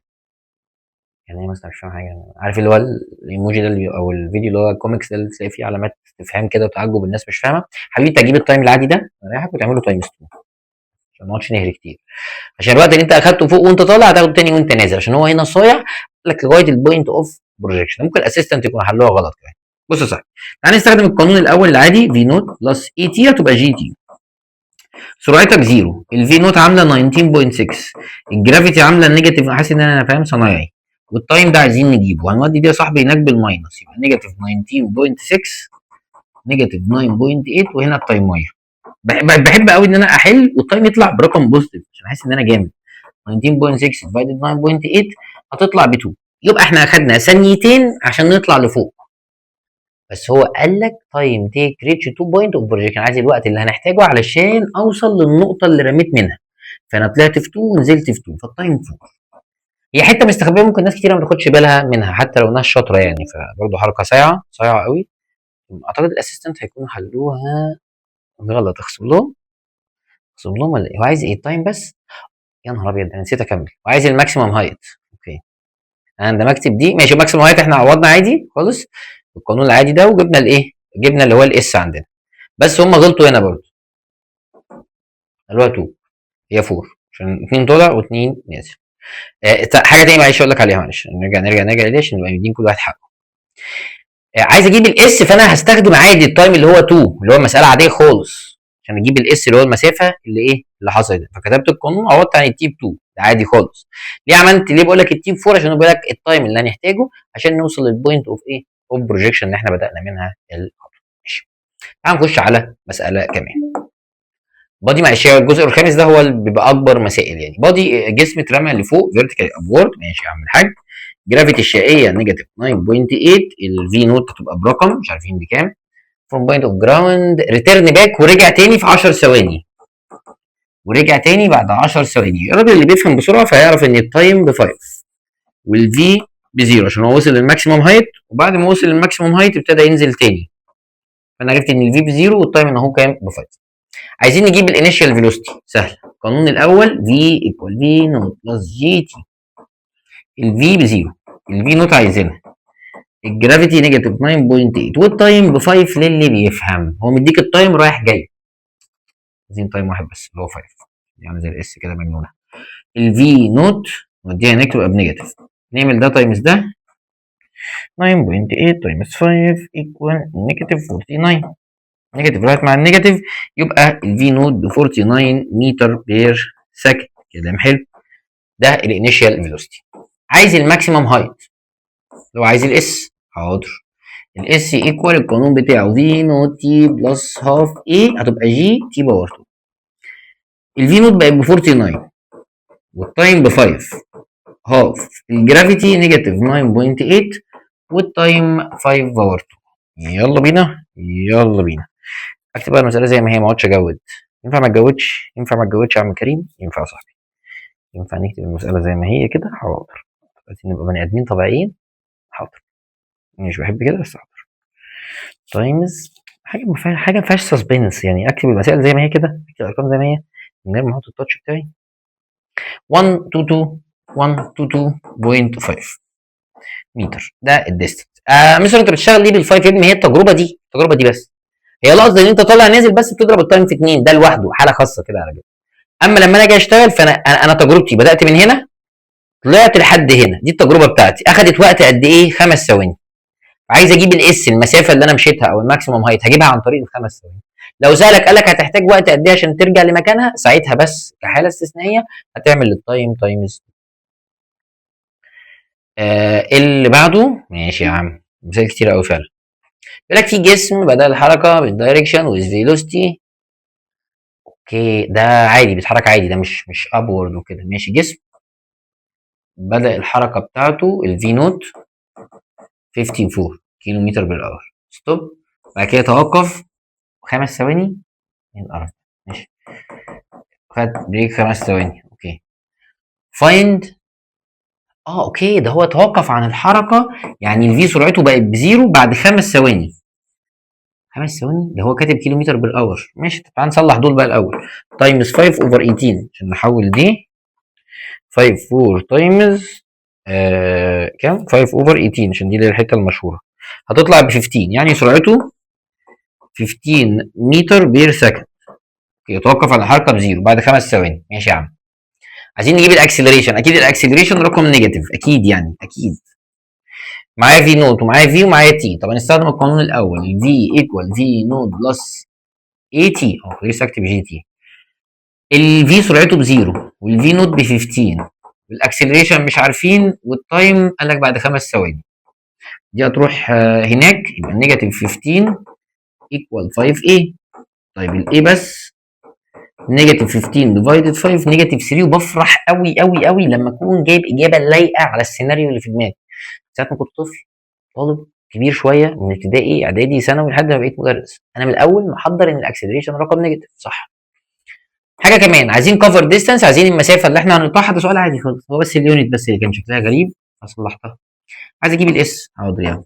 الاس ايكوال في نوت تي بلس هاف اي تي باور.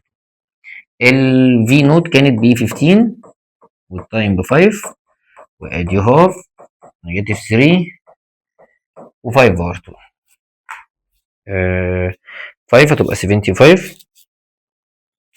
بعديها ماينس ماشي ماشي ماشي، هتبقى 37.5. والسلام عليكم. عليكم السلام. جبنا الاس الشقيه يا باشا. ايه اللي بعده؟ ندخل دلوقتي على بورتيشن تاني والمسائل. هناخد مسألتين كده اللي هم بياخدوا حركتين، يعني التجربه فيها مسألتين طالعه ونازله في نفس الوقت. افهمك قصدي ايه، واحنا شرحناها بالحصص او شرحناها في الحصص باستفاضه، بس هنعيدها تاني. بيقول في جسم اترمى لفوق، كلام حلو، بسرعه في روتين متر بير سكند، حلو، فروم بوينت اوف هايت 350 متر. المساله دي اتحلت في الحصه عادي خالص، حصه الشرح العاديه. الجسم ده كان هنا، ما كانش على الارض يا جماعه، دي الارض، ده الجراوند الارض. هو بقى اصلا احنا فوق السطح مثلا او فوق مبنى عالي 350 متر، والجسم ده اترمى لفوق، كلام حلو.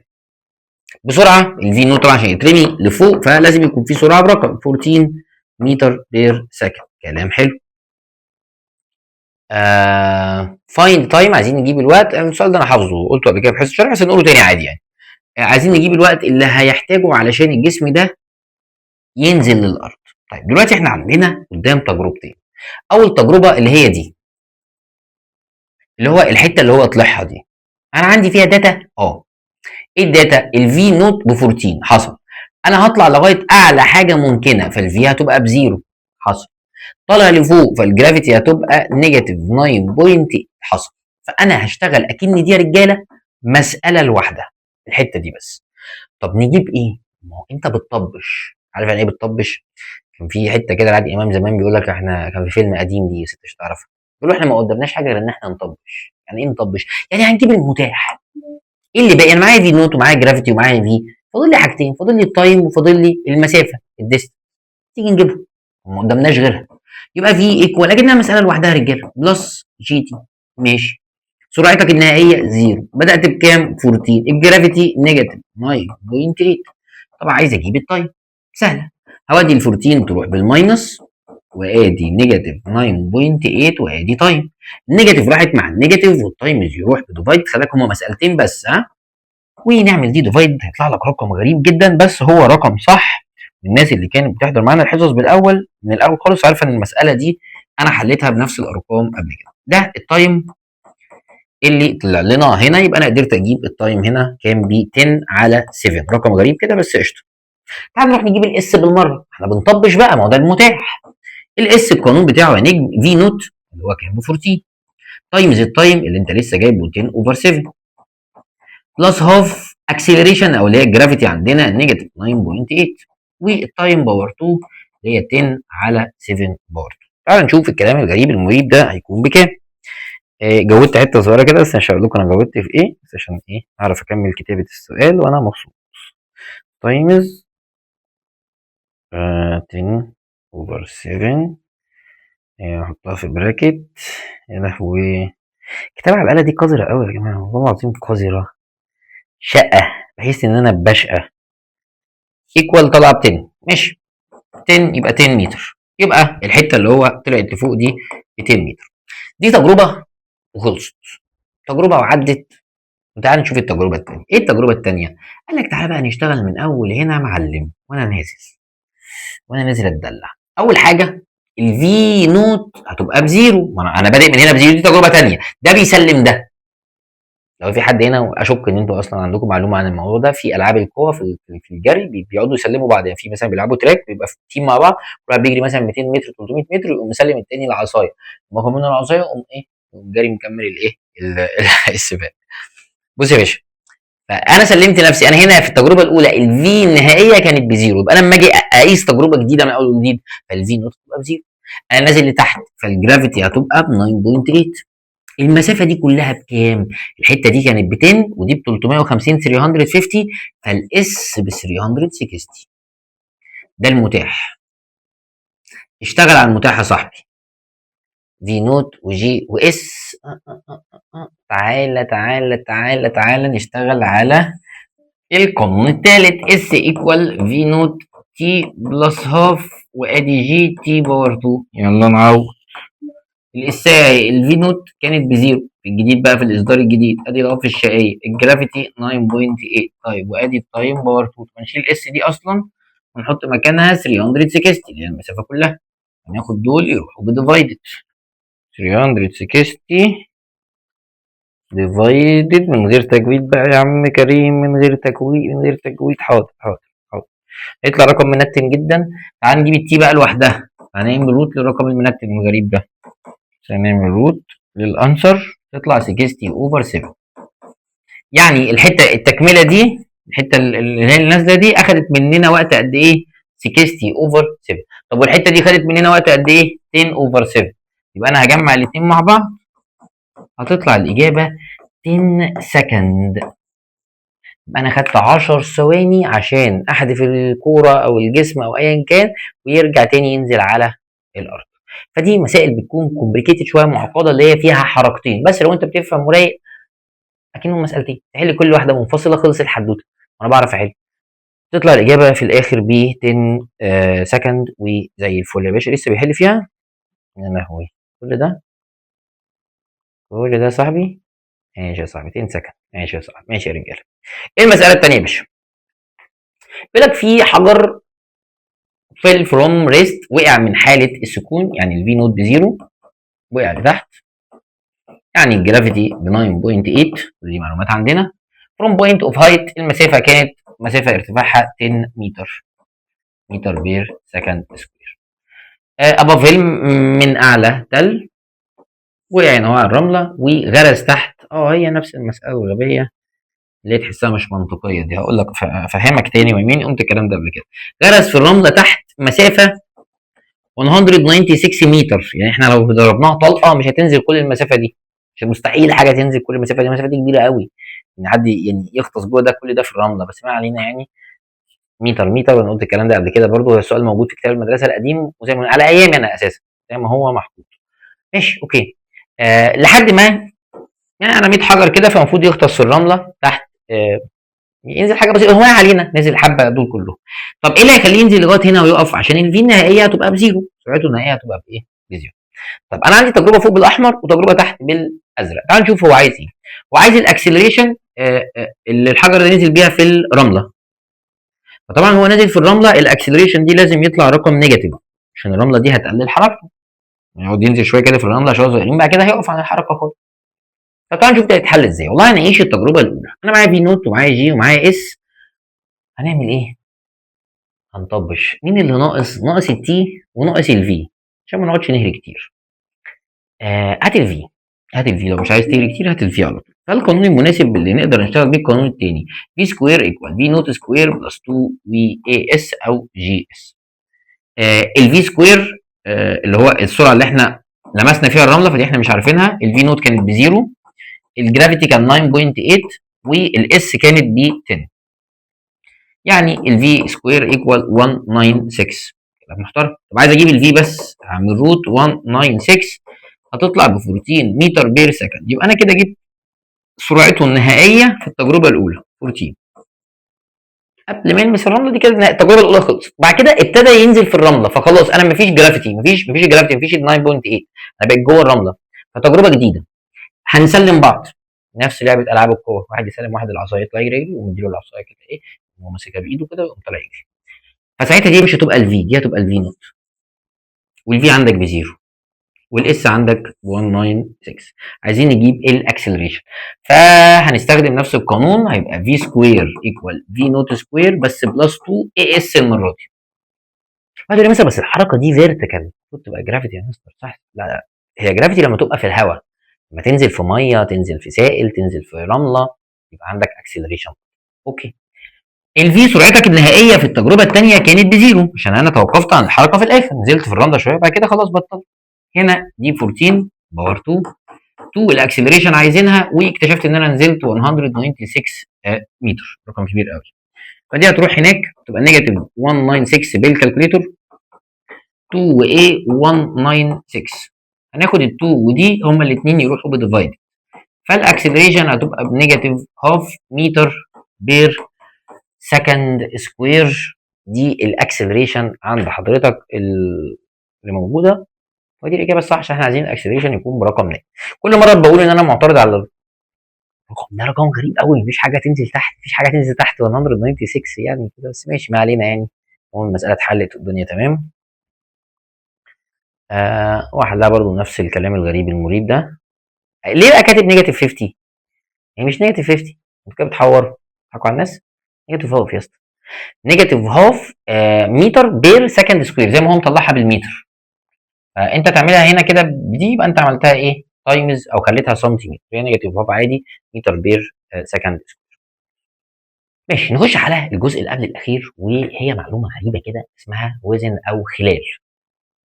دي عباره عن ايه الشرح بتاعها؟ صلي على النبي. خلاص احنا هانت خلاص، يا فاضل لنا مثلا في وزن دي 3 اسئله وسؤالين اكسترا، 5 اسئله في كل الفيديو. احنا بنمشي في تجربه. التجربه دي ممكن تبقى 3 ثواني مثلا، الثانيه الاولى، الثانيه الثانيه، الثانيه الثالثه. الطبيعي ان انا اقول لك هات سرعته بعد 3 ثواني، هات المسافه اللي مشيها بعد 3 ثواني. هو هنا في الاسئله دي بيبقى عايز السرعه خلال بالعربي انا ما بحبش العربي ولا بفهم عربي. قلت لكم قبل كده قصه حياتي، كنت في النحو بكتب الاربعه كلهم مضاف اليه، ما بعرفش احل نحو، كل ما اكتب حاجه تطلع غلط، كنت بكتب الاربعه كلهم مضاف اليه عشان اخد درجه من اربعه، بما ان المضاف اليه ده كان بيجي كتير على ايامي يعني، ما اعرفش على ايامكم بقى في حاجات جديده ولا ايه. فهو هنا بيقول لحضرتك عايز خلال الثانيه كذا. طب نعمل ايه عشان ما نضيعش وقت؟ بص يا صاحبي، لو قال لحضرتك وزن خلال وزن الثيرد سكند خلال الثانيه الثالثه، فحضرتك بتشيل من الثالثه دي نص فهتبقى 2.5. طب وبعدين قال لك هتروح تجيب الفيلوسيتي، اول خطوه هتجيب السرعه، هتجيب سرعتها في الثانيه دي، يعني تعوض عن التايم، تروح تعوض عن التايم ب 2.5.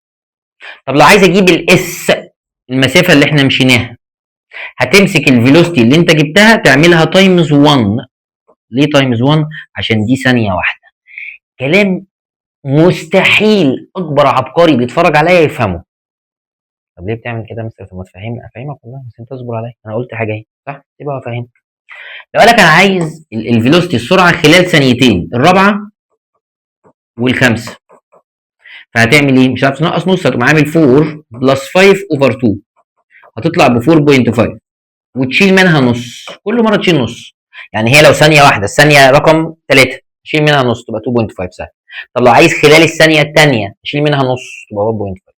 طب لو ادانا ثانيتين هعمل 2 بلس اوفر 2 هيطلع رقم، هعمل له ماينس هاف، يبقى انا هشتغل بكام؟ ب 4. يبقى انا هشتغل التايم ب 4 واروح اجيب السرعه الفيلوسيتي واستخدم القانون ان التايم عندي ب 4. لو عايز السرعه خلال الثانيتين الرابعه والخامسه فخلاص طلعتها. طب لو عايز المسافه ديستانس، المسافه اللي مشيتها خلال الثانيتين، هتمسك السرعه اللي انت جبتها تعملها تايمز 2 عشان هما ثانيه.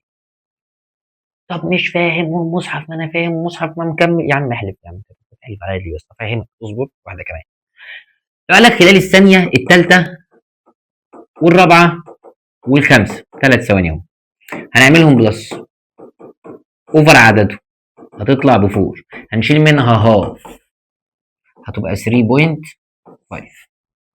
هي دي اللي هعوض بيها في القوانين العاديه، اجيب الفيلوسيتي، عايز الفيلوسيتي خلاص شكرا، لو عايز السرعه خلال ال3 ثواني دول. طب لو عايز المسافه همسك الفيلوسيتي اللي جبتها اعملها تايمز 3 عشان هم 3 ثواني. طب مش فاهم حاجه خالص يا عم، يلا نشرح يا عم، يا عم يلا يا عم انا راجل مش كويس يا عم، تعالى يا عم نشرح بالمسائل بالارقام. بيقول لك في جسم بدأ الحركه بتاعته فروم ريست، يعني الفي نوت عندنا بزيرو، باكسلريشن 3 متر بير سكند سكوير. عايزين نجيب المسافه خلال الثانيه الرابعه الخامسه السادسه، بس خلاص اول ما تلاقي ديورنج او وزن، ديورنج او وزن، هنعمل ايه؟ 4 بلس 5 بلس 6 اوفر عدده تطلع ب 5، شيل منها نص 4.5، هو ده التايم اللي هشتغل بيه. وانت معاك الفي نوت بكام؟ بزيرو، ومعاك الاكسلريشن بكام؟ ب 3. يلا نستخدم القانون الاول، هي المسائل محفوظه ما تقلقش. الفي ايكوال الفي نوت بزيرو، الاكسلريشن 3، والتايم التايم اللي هستخدمه 4.5. هي دي اللعبه بتاعت مسائل، وطبعا ده بارتيشن لوحده، يعني دي فكره لوحدها بتيجي في الامتحان. هنعملها بالاله هتطلع الاجابه 13.5، دي السرعه في الثانيه الواحده. احنا عايزين نجيب المسافه في 3 ثواني، فهنمسك ال 13.5 نعملها تايمز 3، اس دي هتطلع 40.5 اللي هي ليه 3 ثواني؟ عشان هم 3 ثواني. اوكي، واحده كمان واحده كمان، هي مسائل بتيجي زي ما هي كده ما تقلقش. بسم الله. body start motion fixed direction of speed، الفي نوت عندنا كانت بالرقم ده، and uniform acceleration والاكسلريشن كانت بالرقم ده in same direction as initial velocity. then the distance cover خلال الثانية الرابعة. الثانية الرابعة ثانية واحدة بس، يبقى التايم على طول 3.5 نشيل منها نص. طب هنجيب السرعة نفس القانون، دي نوت بلس 80، دي حاجة لوحدها يا جماعة، ده بورتيشن لوحده. ها، السرعة اللي احنا عايزينها ما نعرفهاش، الفي نوت كانت 15، الاكسلريشن كانت ب 2.5، والتايم هنشيله ونحط 3.5، يبقى 15 بلس 2.5 و 3.5 وندوس ايكوال، هتطلع 23.75 سنتيمتر بير سكند، دي السرعة. طب احنا عايزين نجيب المسافة في ثانية واحدة، من الفورس سكند اللي هي ثانية واحدة، اعملها تايمز 1 هتفضل زي ما هي. طب لو عايزهم في ثانيتين هعمل تايمز 2 في الاخر، عايزهم في 3 ثواني هعمل تايمز 3 في الاخر. ماشي يا صاحبي، واحده كمان يا صاحبي عشان انت مخك ايه؟ مخك المظات يا صاحبي. في جسم وقع لتحت، حلو يا صاحبي، الجرافيتي 9.8 عشان نازل لتحت، بهايت اس 150 متر. ملوش لازمه ده، اقول لك ليه ملوش لازمه تفهم قصدي. عايزين نجيب المسافه اللي عملناها خلال الثانيه الثالثه الرابعه الخامسه، 3 بلس 4 بلس 5 اوفر 3 هتطلع ب 4. الرقم اللي طلع هنعمل له ماينس هاف، يبقى التايم اللي هشتغل بيه 3.5. اوكي بس يلا نحل بسم الله. الفي ايكوال في نوت بلس اي، بس جي تي بقى. الجسم ده في الداون يبقى خلاص الفي نوت بزيرو، الفي عايزين نجيبها 9.8 عشان هننزل لتحت، والتايم اللي هنشتغل بيه 3.5، يبقى 9.8 تايمز 3.5 هتطلع ب 34.3. ده السرعه اللي احنا مشينا بيها. طب عايزين نشوف هنمشي خلال 3 ثواني، يبقى هعمل تايمز 3 تايمز 3 فهتبقى 102.9. والسلام عليكم. عليكم السلام. خلصت ليالينا سوا مع هذا النوع من الأسئلة. فاضل لنا الجزء الأخير وهما سؤالين بس اكسترا. دلوقتي دخلنا على آخر مسألتين، ودول اللي هما بيكونوا ليفل السفالة التعليمية، حاجة قذرة قوي. هنعرف نحلهم ان شاء الله، ندوس في اي حاجه، ندوس في اي حاجه ونكسر الدنيا ان شاء الله. بس هم مسائل صعبه قوي الصراحه. بص يا صاحبي، لانك الحدوته الحاجات دي بتشوفها في الامتحان، فحرفيا انت بتشوف المسائل بتشعر بالظلام وبتزعل كتير قوي من المستوى. مش بقول لك كده عشان انا ممكن في ناس تكمل معايا، في ناس رحلتها تنتهي معايا مع السنه دي، ناس اول مره تشوفنا ايا كان.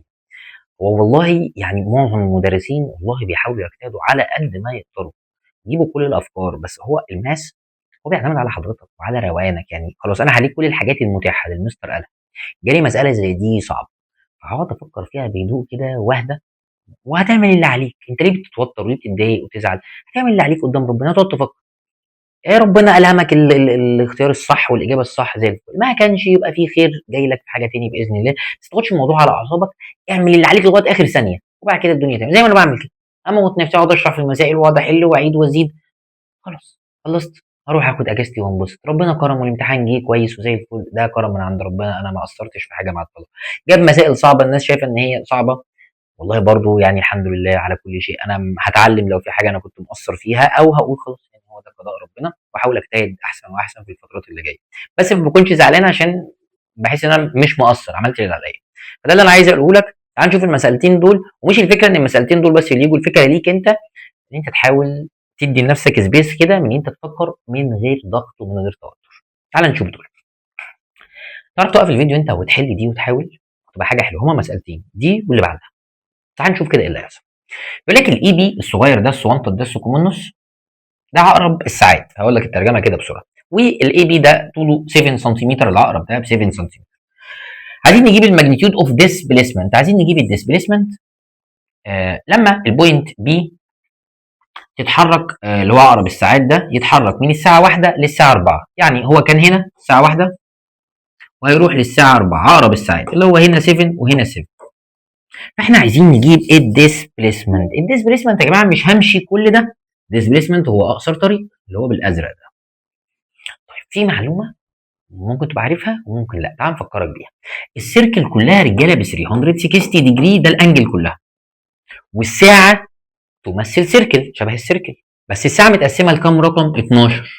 ف 360 ديفايدد 12 معنى كده ان ما بين كل رقم ورقم انجل ب 30. ايه لازمه الكلام ده؟ لا لازمته كتير قوي يا باشا.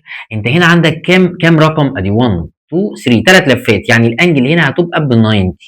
تعال نطلع لك التريانجل ده بقى بره، ادي 7 وادي 7 وادي دي 90. بس هي شكلها متخلف، معلش انا اسف، اصلحها لك شويه عشان تبقى بس ايه. ادي 7 وادي 7 والانجل 90. مثلا انت عرفت منين ان هي ب 90؟ هو بيقول لك من 1 لحد 4 في 3 ارقام جوه، 3 اماكن، كل مكان ب 30. طب ما احنا عايزين نجيب ده. الله، طب ما ده اللي هو هايبوتنس حصل. طب انت بعرف اجيب الهايبوتنس اللي هو روت بايثاغورس بتاع زمان، 7 باور 2 بلس 7 باور 2 يعني 7 روت 2 حصل. خلص. انت فكرك ايه يا صاحبي؟ بالسهوله دي؟ بص، هي مش سهله، هي سهله عشان انا اللي حليتها. وبرضه مش ما تفكرش الجمله دي لو انا تنك يعني، أو هو عشان انا حليتها. انت لو فكرت فيها شويه، لا هي فيها فكره، فيها فكره وفكره تقيله كمان. ان انت تبقى عارف ان 360، فكل بعد كده تستفاد ان كل خطوه يعني من 1 ل 2 30 ديجري، من 2 ل 3 30 ديجري.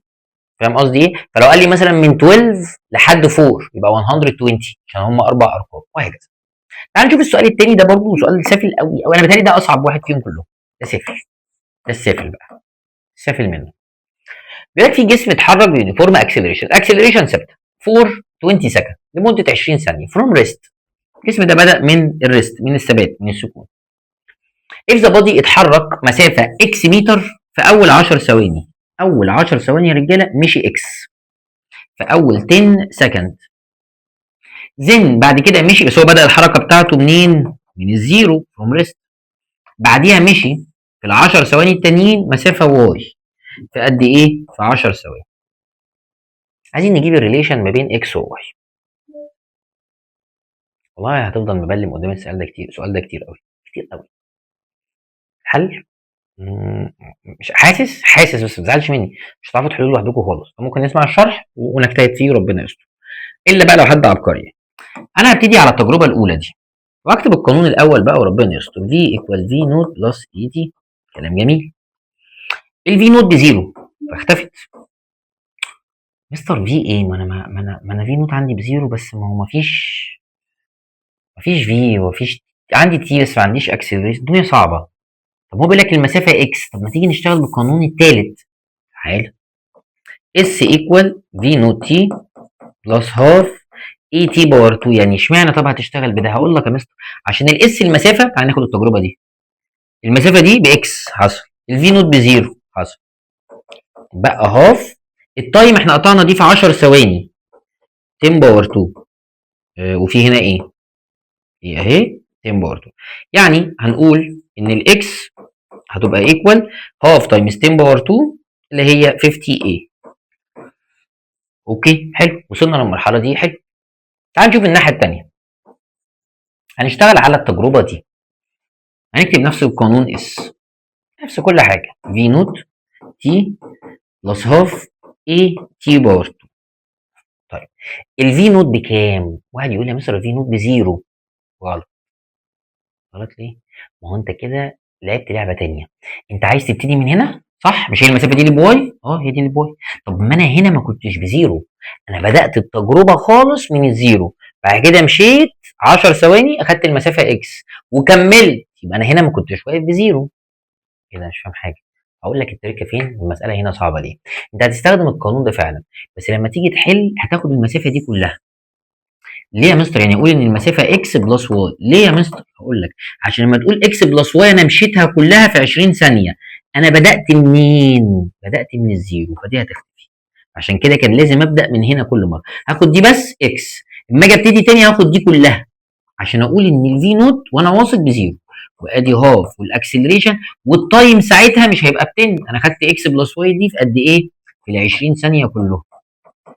فهتطلع 200. دي كده تايمز دي هتطلع 200 ايه. يبقى انت عندك، انت او انت او انت، لا انت او انا، لا بقوله ده يعني بس نسيت الكلام. انت او انت ايكوال 200 ايه. مساله صعبه وهي مش ناقصه لبخه اساسا. ماشي. وعندنا اصلا الاكس لوحدها 50 ايه، فانا ممكن اشيل الاكس واحط 50 ايه بلس واي ايكوال 200 ايه. هودي ال 50 ايه تروح بماينس، يبقى الواي ايكوال لما نودي دي هناك بماينس هتبقى 150 ايه. دي الواي. طب والاكس 50 ايه. طب ايه العلاقه ما بينهم؟ عادي يعني دي تلت دي، يعني عملتهم مثلا اكس ايكوال 50 واي حصل 50 ايه. انا اسف، هو في إيه يا جدعان؟ اخر سؤال كده احنا نسينا الكلام ولا ايه؟ 50 ايه. طب والواي ايكوال 150 ايه. من الاخر كده الواي قد الاكس ثلاث مرات، دي 50 ودي 150. الواي قد الاكس ثلاث مرات. دي لا، دي لا، دي لا. او ممكن اقول ان الاكس تلت الايه؟ تلت الواي، فهي دي الاجابه الصح عشان دي 50 انما دي قدها ثلاث مرات 150. ونوصل ل كل سنه وانت طيب من قلبي القريب. دي الاغنيه بتاعت تامر حسني، ما تعرفهاش انت عشان دي قديمه. مراجعه حلوه، ممكن تشوفها تاني لو عايز، ممكن توقف الاسئله وتحلها انت، عيش حياتك، بس هي فيها معلومات قيمه جدا جدا. هتستنانا في مراجعات تانية كتير احلى واحلى في الفتره اللي جايه. باي باي.